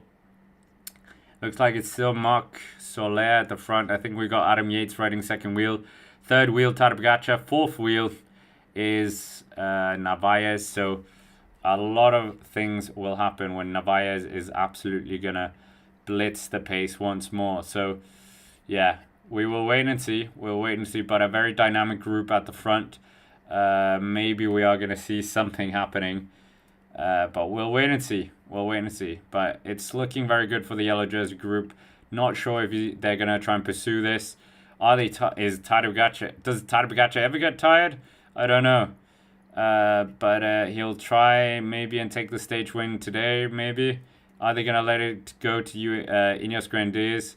3 minutes is the gap, 10.7 kilometers to go. Tadej Pogacar, we know when he goes, it absolutely lights up the stage completely. And that's how small the peloton group is at the front. Very, very small group there at the front. So, yeah, we will see what happens. But Lady Martinez is not going to be taking any more points, I think. They've only got about 30 seconds of an advantage now. So I think the second group is going to be caught soon by the peloton, by the yellow jersey group. And we'll wait and see. But Tadej Pogacar is most people's favorite for the stage win, 64% of you. And welcome to James H to subscribing. And welcome to everyone else who subscribed today as well. Let us know where you're watching from as well and who you think is going to be winning this stage. Many people thinking it's going to be another Tadej Pogacar. Absolute obliteration once more. So, yes, Marc Soler swings off now. Now it's going to be Adam Yates, the former third-place finisher of the Tour de France back in 2023. Very strong rider. Tobias Halil-Andersen knows the danger from behind as well, so he's just upping the tempo as well. They can see the peloton behind, or the yellow jersey group. It's not really a peloton, is it?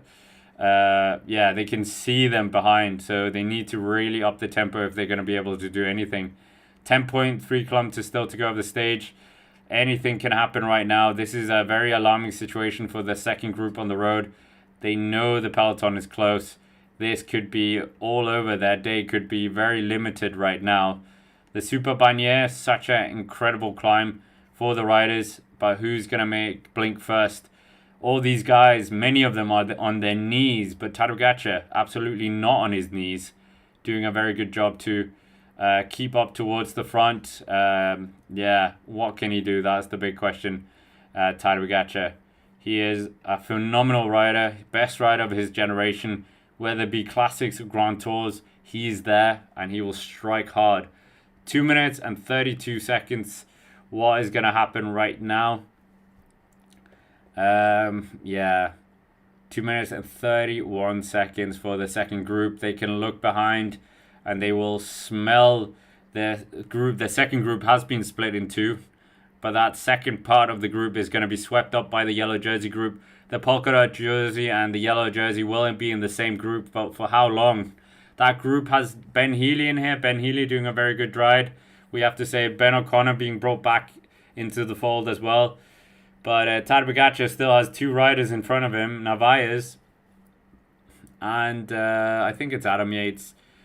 So I think the Yates brothers are both here. Lenny Martinez going out the back, so no more points for him. So we'll wait and see. But right now, 9.7 kilometers to go of the climb for Arensman. He's got a 2 minute and 52 second advantage. Is that enough? I mean, what are the rules when it comes to climbs? Sometimes it's 10, 1 minute for every kilometer. I mean, maybe with someone like Tadej Pogacar, that is the case. But we'll wait and see. It depends how much energy Arensman's got left in the tank as well. 2 minutes and 50 seconds.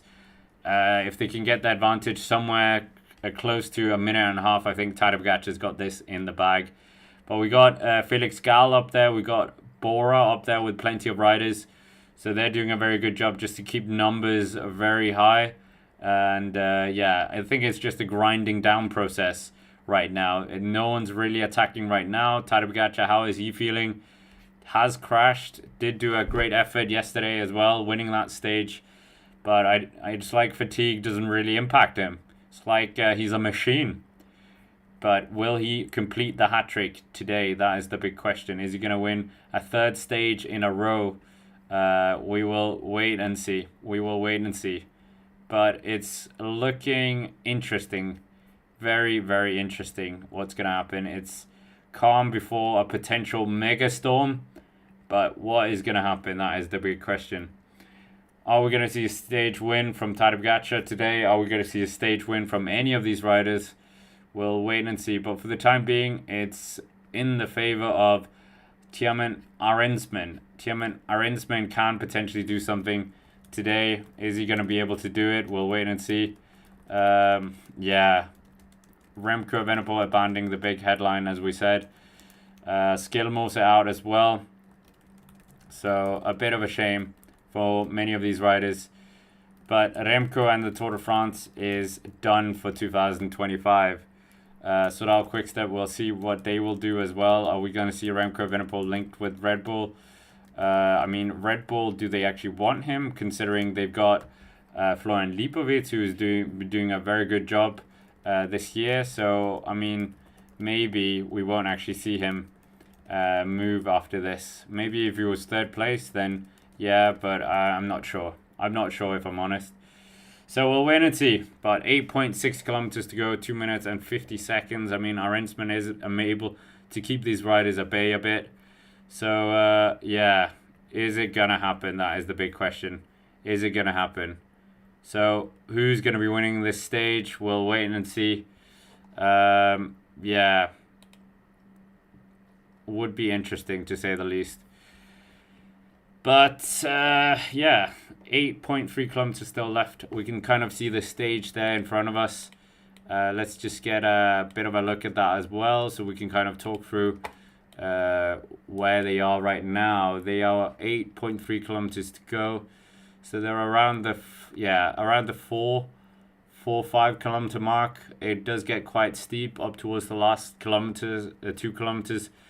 So maybe there's going to be a bit of attack going on there as well. But for the time being, it's looking fairly good for the riders. They're pushing on fairly well. And 2 minutes and 50 seconds. But Tadej Pogacar obviously is going to just wipe this completely off the road. 25 minutes and 24 seconds is where the green jersey is sitting.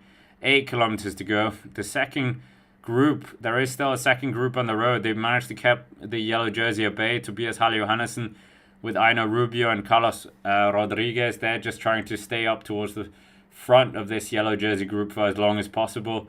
Obviously, they're going to have a bit of an advantage on many of these riders that both Carlos Rodriguez wants to gain time on, and Tobias Halle Johannessen as well. So there are some riders that really could lose out because of these guys doing a good job at the front of this second group. So we'll wait and see. But they're doing a very good job here to keep the pressure on, not be too phased, and maybe we are just going to see something happening later on. But for the time being, they've got about 30-second advantage on the other guys. So, yeah, looking interesting. Yeah, apparently an Ineos car hit a spectator on the side of the road. So, that's something. Different. 7.8 kilometers to go. 7.8 kilometers to go. Are we going to see a stage victory? That is the big question from Thymen Arensman. Could be a very good effort here. 7.7 kilometers between him and stage glory at the Tour de France. First ever Tour de France. Let's not forget that as well. Ineos Grenadiers desperately need a hero. Is this going to be the hero? So we'll wait and see. But for the time being, anything can happen on the stage. And I mean, yeah, we will wait and see.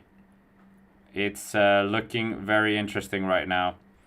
Yeah, some people trying to put fake news in the chat. So, yeah, we don't really like that. Gal is the first guy to attack. I didn't think he was going to be attacking.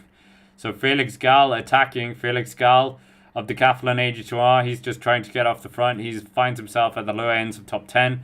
Obviously, Matteo Jorgensen is losing time, so he wants to just put a bit of a deficit into that as well. Remco Evenepoel abandoning as well during the stage. Anyone who's new to that information, check out the video on the Cycling Day and Extra channel. But for the time being, we are seeing 2 minutes and 33 seconds for Tobias Halle Johannessen. Gal just bridges up like nothing. Yates out the back as well. Yates out the back. Tobias Halle Johannessen is trying to follow him as well, because obviously this is a rival to Tobias Halle Johannessen.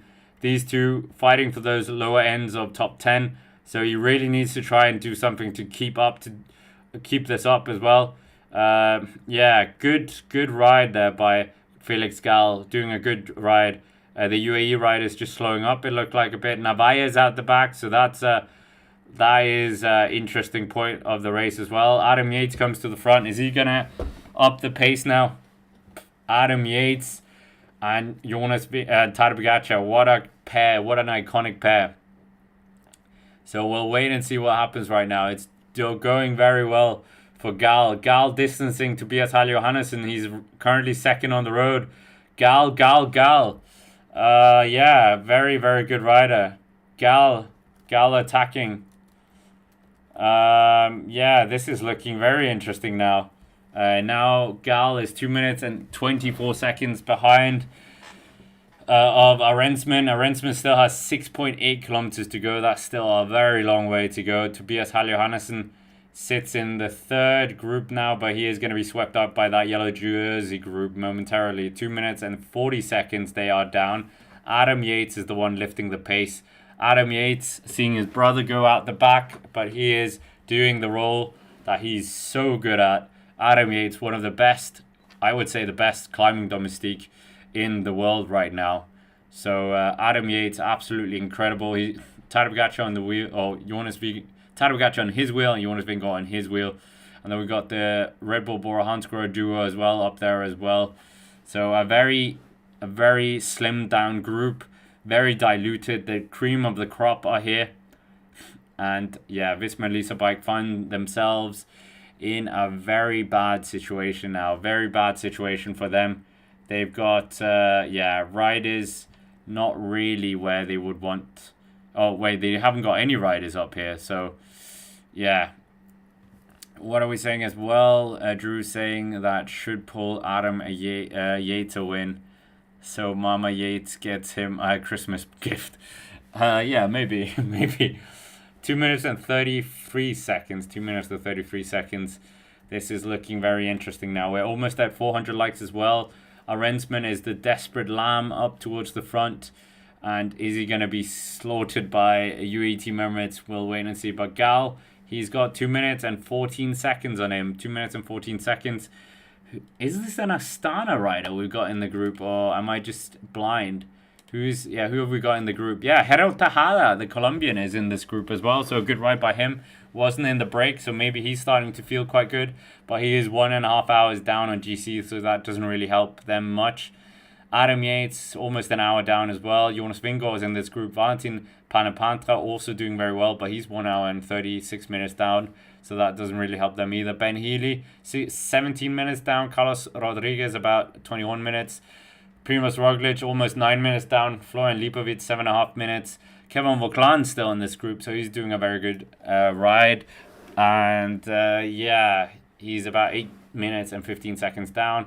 Jordan Jegat doing a very good ride as well to survive the breakaway, but he is kind of in the drop seat here, so he's doing very good right now as well to just stay up there. And Tobias Johannesson joins back in this group as well. But the pace being set on by Adam Yates, doing a very good job just to keep the momentum going. And we'll wait and see what they can do. They're doing a very good job just to steady the ship here. And I'm not sure that we are actually going to see the stage being won by Tadej Pogacar. I'm starting to feel like this might shift another way potentially. But we'll wait and see. For the time being, Felix Gal, 2 minutes and 7 seconds. He's still trying to pursue down Arensman. He's got 5.5 kilometers for Arensman to still make up. We can see the profile as well of the climb. So 5.5 kilometers, what are we? We're near the 6 to 8 mark. So very steady profile to say the least for these guys. Great to have Stuart from Japan returning as well. Great to have so many of our regulars. But this is Tadej Pogacar taking it a bit easy as well. And welcome to everyone who subscribed today as well. Everyone who subscribed, hit the like button and got involved in the chat as well. Of course, we are going to do every single stage remaining of the Tour de France and rest day videos as well coming out. So do check that out as well. Great to have 1,500 people here. Let us know where you're watching from. And Tadej Pogacar, is he the man that everyone's looking towards to potentially do something here today? That is the big question. Is he going to be taking the stage win, or is Gal or someone else potentially going to be doing it? We will wait and see. But they're doing a very good job at the front to just increase the tempo, keeping this pace on. And we could potentially see a real big effort by Tadej Pogacar to really show his authority once more in the race. Yeah, we'll wait and see. We'll wait and see. But for the time being, it's looking very good for the riders. Yeah. Are we going to get a stage victory from any of these riders? We don't know. But Arensman is still pushing on. 5 kilometers to go. 2 minutes and 6 seconds for Felix Gall to make up the AG2R rider. Can he just push on a bit more? Is he able to? Has he got anything left in the legs? Vauclain is suffering. Vauclain is suffering. Vauclain and Rodriguez are suffering. Oh, Vauclain, French hopes are going to be worried about this. Vauclain is going backwards. Vauclain, the guy who's sitting inside the top 6, is going backwards here. So Vauclain is suffering. Absolutely suffering right now. 2 minutes and 25 seconds for the yellow jersey group. But right now, this is backward times for Vauclain. Carlos Rodriguez struggling as well. But I think he knows that his 100% record in the top 10s might be sailing away from him. But the top 10 is going to be crazy now. Absolutely rejigging of that top 10. Who's going to be winning that, or who's going to be shifting into the top 10? Ben Healy doing a very good ride. Maybe he can't just get himself inside a top 10. Ben Healy riding out of his skin here. He looks like he's going to be the next rider to drop. He's in that drop zone. Adam Yates looks like he's not even trying at this pace. Oh, this is heartbreaking stuff for many of the riders. Seeing their top 10 under threat. But Vauclain, the man of the moment, the stage winner from last year, the man who's destined to end up at Ineos Grenadiers next year, is unfortunately looking like he is under threat. His position in GC is a bit under threat. I don't think he's going to drop out of top 10, but he's certainly going to drop a bit further away from the top 5. You can see there the damage being done, the pace that was being put on by Adam Yates, just grinding everyone down. They got 2 minutes and 20 seconds. Gall is being brought back into the fold as well, almost. He's only about 23 seconds ahead of them. They've still got 4.4 kilometers to go. Arensman still up towards the front. Tadej Pogacar, is he going to be taking the stage win? Is he going to attack? When is he going to attack? He's still looking like he's not quite going for it. Yeah, they're saying maybe Tadej Pogacar goes with 5 kilometers to go. So we'll wait and see. But when Adam Yates is finished, we are going to get a Tadej Pogacar attack, I think. Healy is dropped. Healy is dropped. So no more Healy in this group either. Doing a very good job to just keep this pressure on Adam Yates. What is he going to be able to do? That is the big question. Welcome to everyone who subscribed today as well. Plenty of things to come today later on as well. The Cycling Day Extra channel has the recap race analysis and the stage previews as well to look forward to for tomorrow's stage. But yeah, right now it's looking very good for Arensman. Still 4.2 kilometers to go. That's no easy feat on a mountain. And we got the hottest section of the climb coming up later on as well. So there is certainly a bit of danger for him. Will we see a big effort by any of the riders behind? They're doing a good job at the front just to keep this momentum up. And who is going to be winning this stage? That is the big question. Anything can happen still. Tadej Pogacar can absolutely pop the balloon of dreams for Ineos Grenadiers. They desperately wanted to get something out of this. Filippo Ganna crashing early on stage 1. He was out of the race. Rodriguez dropping out of the GC. Currently not inside the top 10. Vauclain is about 14 seconds behind the yellow jersey group. Still battling to stay in here. Still battling to stay in here. So who's going to be winning this? Who is going to be winning the stage? Arensman really putting his best foot forward. He's losing a lot of time. Still got 2 minutes and 16 seconds on the danger man of Tadej Pogacar. But we have got 3 minutes and 3.9 kilometers still to go of the stage. But we have got that worrying really hard 2 kilometers or 1.6 kilometers. Many of the riders struggling. They're feeling the pain behind. So right now we're seeing Gall. Gall is doing a good job just to try and keep himself good. Yeah. We will wait and see what happens. But Tadej Pogacar doing a good job just to push on. 2 minutes and 12 seconds here. I am not sure he's going to attack. Is he starting to feel the hurt of that crash a few days ago. We don't know. Ben Healy's made his way back into this bunch as well. Are we going to see Tadej Pogacar attack? That is the big question. Ben Healy yo-yoing off the back end of this yellow jersey group, doing an excellent ride. Excellent ride from Ben Healy. This guy we saw as more of a classics rider. He's got a bit of a climber's physique, obviously. But right now, it's looking very good. Stay hydrated as well, guys. But Felix Gall is about 500 meters behind the front runner of Arensman. He can maybe see him. Maybe. But Felix Gall, 1 minute and 40 seconds down. He's taking a bit of an advantage. And the yellow jersey group, 2 minutes and 14 seconds. Are they going to attack? I don't know. Is Tadej Pogacar going to attack? Is he going to attack? Yeah, I don't know. Maybe not. But it looks like the stage win. Oh! Jonas. Almost like he heard us. Jonas attacks here. Jonas attacks, and now it is dangerous times for our Rensman. Because now Tadej Pogacar is following the wheel of Jonas Vingegaard. Lipovic following the wheel of Tadej Pogacar. The three riders in the virtual top 10 are absolutely just ripping it up right now on the roads. And Jonas Vingegaard looking around, getting rid of Florian Lipovic, but opening up the attack there. And Jonas Vingegaard, Tadej Pogacar, we're so used to this duo. And Tadej Pogacar maybe riding a bit defensive. Is he going to be a counter? This is nightmare fuel for Ineos Grenadiers fans and Arensman. Not getting rid of Tadej Pogacar. Didn't look like he was even opening his mouth there. Just keeping it very, very cool, calm, collect. 3 kilometers still to go. 3 kilometers still to go of the stage.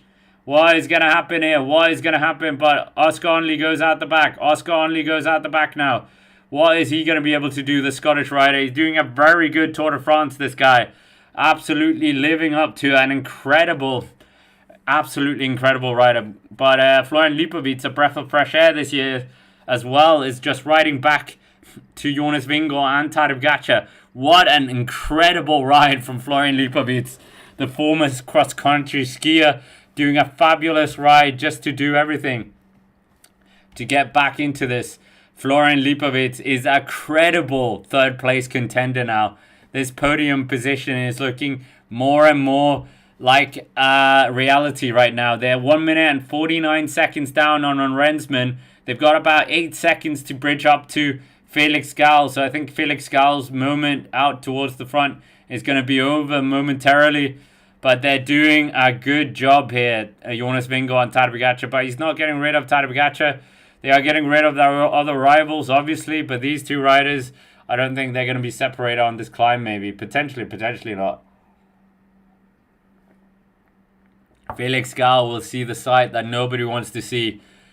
Tadej Pogacar and Jonas Vingegaard. Oh, Tadej just does the counter. Tadej does the counter here. Is he going to be able to dislodge Jonas Vingegaard? Tadej Pogacar just throws in a bit of a cheeky attack. Has he got rid of Jonas? No, Jonas is still there. So Jonas and Tadej Pogacar join up with Felix Gall. They got 1 minute and 39 seconds. 1 minute and 39 seconds. Tadej looks around. What can he do? Just surveying the situation. Felix Gall guiding up Tadej Pogacar. Then Jonas Vingegaard. They've got, well, more than 2.3 kilometers, because that's what Arensman's got. Jonas Vingegaard sails past the man that won the Col de la Loz stage in 2023. But Jonas Vingegaard just puts in an acceleration here. Gall chooses not to follow these two guys. And I think that's the best thing to do. The two aliens of the Tour, just leave them to it. Leave them to their private battle. And right now, 1 minute and 36 seconds, 2 kilometers to go for Arensman. Is he going to be caught by these two guys? 1.6 kilometers, that's when we're going to get the real hard stage part of the stage. They're rocking and rolling Arensman. He's really on the limit here. Is he going to be able to do anything? That is the big question. But he is trying to get something out of this. We'll wait and see. But for the time being, he's a very, very strong rider at the front. Are we going to see Arensman getting caught?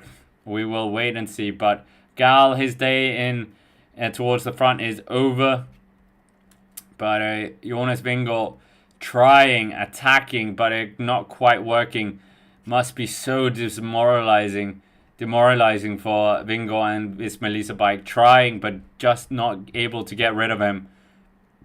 Jonas Vingegaard, the two-time Tour de France champion, against his rival, the four-time Tour de France winner-elect, on his wheel. 1 minute and 35 seconds if they want to catch Arensman. That Arensman might not be caught. 1.6 kilometers to go. The Dutch rider, is he going to get a famous victory here up the Super Banya?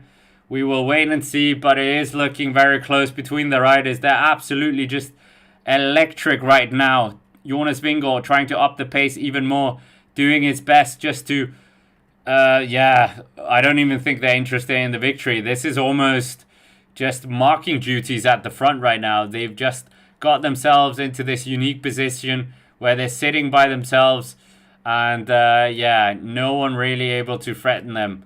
The stage win might be disappearing. Lipovic is together with Felix Gall. So we will wait and see. Jonas Vingegaard, has he got anything left in the tank? He's not really attacking right now again. He's the man who needs to take chunks out of Tadej Pogacar. Oscar Onley sitting in the fourth group, 2 minutes and 1 second down. Very good ride. He could find himself inside the top 5 at the end of the stage as well. But the virtual classification is saying that we've got Lipovic is about 10 seconds down right now. They were just saying where they're sitting. But I think Tadej Pogacar and them, they are going to be caught. Arensman's got almost inside the last kilometer. He's on the 10% section here. So we are potentially going to see a Dutchman taking the stage win. There are bonus seconds up for grabs as well. So I think Tadej Pogacar might be sweeping them up. Depends how he's feeling as well. There's a lot of mist on the stage. Inside the last kilometer, this is that epic stage. We've seen epicness all through the stage. Wow. Great to have 1,700 people in the chat. Let us know where you're watching from as well. Absolutely iconic scenes with the mist.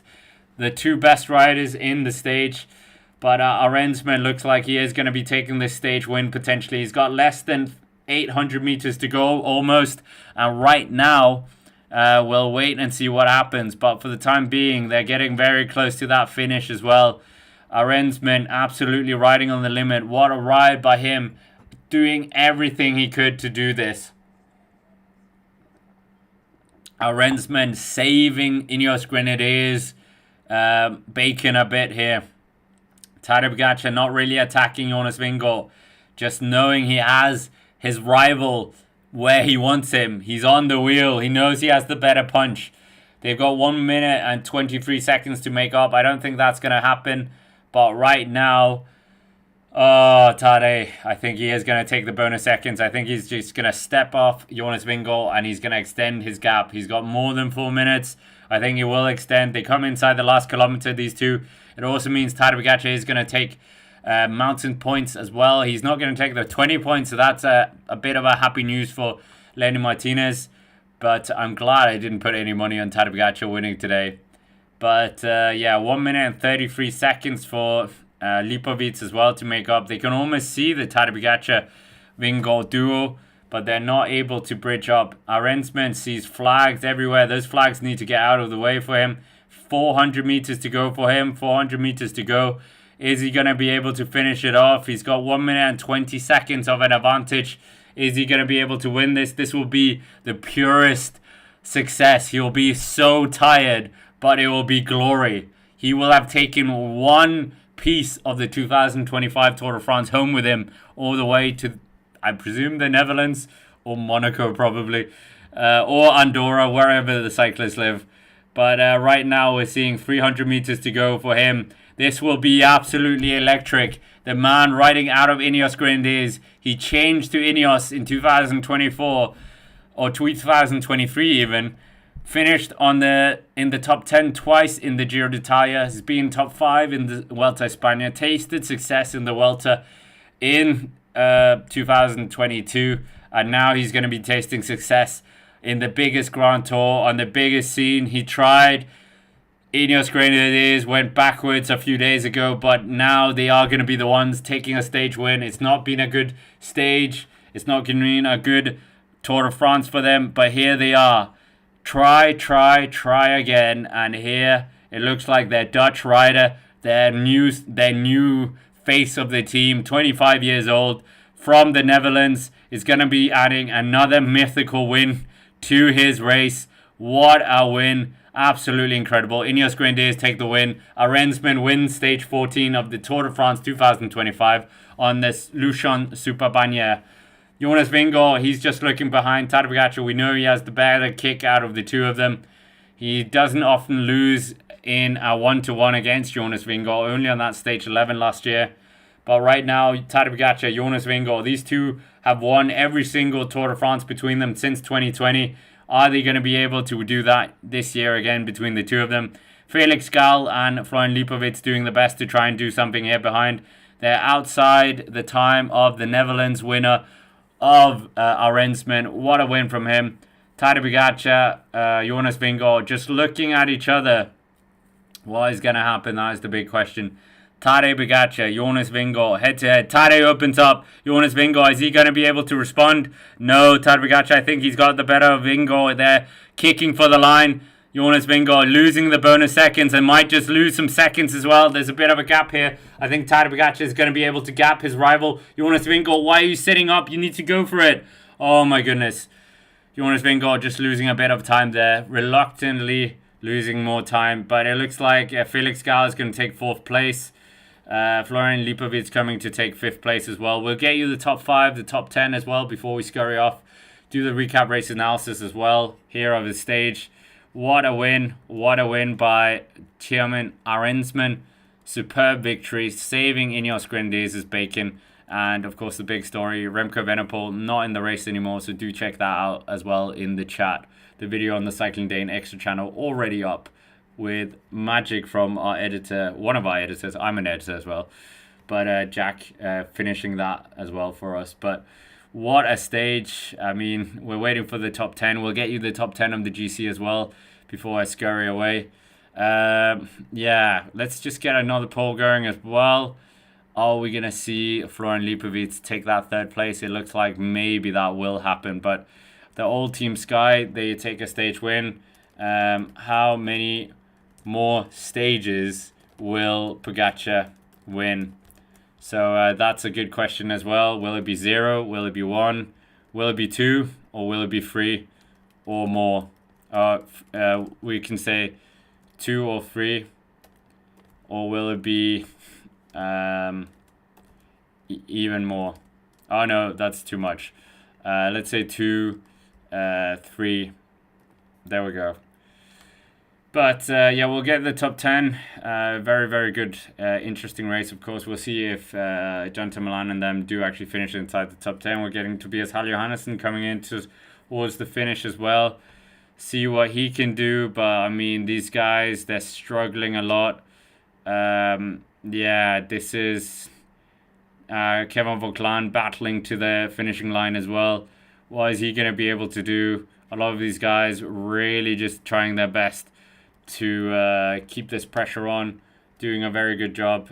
Carlos Rodriguez will definitely be happy about this. The Ineos Grenadiers team need to celebrate this moment as well, getting a stage win in the Tour after having a bit of a bad luck of a Tour de France as well. Kevin Vauclain will get the top 10 as well, win all that confirmation as well. But Arensman, what a victory by him. Absolutely incredible. Disbelief from him. What have I done? Absolutely remarkable in the foggy, misty conditions. Absolutely incredible to see. Great to have so many people in the chat and so many community members joining as well. So we'll see. But Arensman, disbelief, the fatigue as well. We're seeing Hero Tejada come up towards the line as well. We'll get you the top 10 when it comes to us. I think we have to wait a bit until those top 10 riders come. Top 10 in the GC as well. But Arensman, what a good ride by him. Nowhere in terms of GC, and obviously doing a lot of work as well for Carlos Rodriguez. They were trying to get Rodriguez in a bit of a good situation if they could. But yeah, Arensman happy, gets the plaudits of the crowd at the top. And how did all these people get to the top of this this climb as well? Did they drive up? Did they cycle up? Not quite sure, but yeah, we have got a top 10 as well already of the stage, so we'll get you that top 10. And then hopefully by running through that, we will see the top 10 as well in the GC. So let's just get the top 10 on screen. Absolutely remarkable riding by many of these riders, doing such a good job, we have to say. But yeah, then we have the top 10 of the day. German Arendsman is in his debut Tour de France. Very impressive by that. Takes the stage win after almost 5 hours of riding in some absolutely crazy conditions. Wins ahead of Tadej Pogacar, 1 minute and 8 seconds. Tadej Pogacar gapping Jonas Vingegaard 4 seconds as well. And obviously that also meant that Tadej Pogacar takes some bonus seconds. Vingegaard in 3rd place. Felix Gall, 4th place. Florian Lipovic, a great ride by him. The man who is going to be moving up into 3rd place. So a good ride by him. Oscar Onley, 6th place for him. A really, really good ride. 2 minutes and 9 seconds down. Ben Healy, good ride. Ben Healy, chapeau. Finishing ahead of Primož Roglic on this kind of stage. That is absolutely remarkable. Who would have thought that at the start of the day? Who else have we got? We've got Tobias Haller Hannesson. He was in the break for most of the day as well. 2 minutes and 59 seconds. I don't know if that breakaway situation was or tactic was a good idea, really. But, I mean, he did finish inside top 10, so maybe it was pretty good.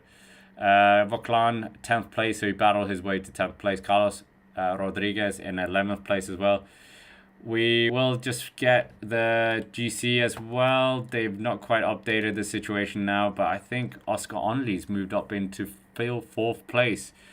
Absolutely electric. Absolutely electric from Oscar Onley. We'll see what he can do. Picnic Personnel are having a brilliant Tour de France. Absolutely brilliant Tour de France by them. So a lot of the lower end of the top 10 doing an absolutely great ride. We're just waiting for that top 10. Then I'll scurry off and do the race recap analysis as well. But wow, yeah, Picnic Personnel doing a very good job here. So we'll see what they do as well. We'll get a bit of an exit poll as well. We have an exit poll. We're saying how many wins do you think Tadej Pogacar is going to take more? We've got Mont Ventoux coming up. Obviously, he's going to try and win that for sure. But that hat-trick failed today. He didn't get that 3rd win in a row.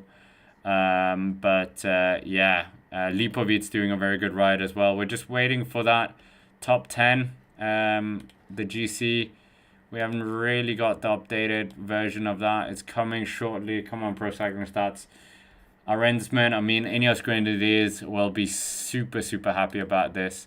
The breakaway doing a very good job. And yeah, Arendsman. We were all looking towards Lenny Martinez, Carlos Rodriguez, all these guys. And then whoopty, Arendsman switches strategy and just goes off the road in terms of the front. But yeah, let's just wait for that top 10. I've got Jack waiting as well. We'll do the recap race analysis today. A lot of talking points, obviously. The abandonment of Matthias Kelmosi Jensen. That green jersey as well. So Milan and Lenny Martinez will actually be happy with Arendsman because he picks up the top points in the polka dot jersey. So that's a few more points that disappear from Tadej Pogacar. Pogacar, he picked up how many points at the end? He took the 15 points available on the Luchon Super Panier. That is quite fascinating to see what will happen there. But we're still just waiting for that top 10. Come on, Pro Cycling Stats. Let's go. They've only got top 4. There we go. We've got it. So let's run through that as well. We'll run through top 15. That will give us a bit of a picture who's actually chasing the top 10 as well. A lot of interesting riders in there for sure. But certainly an interesting day to say the least for many of these riders.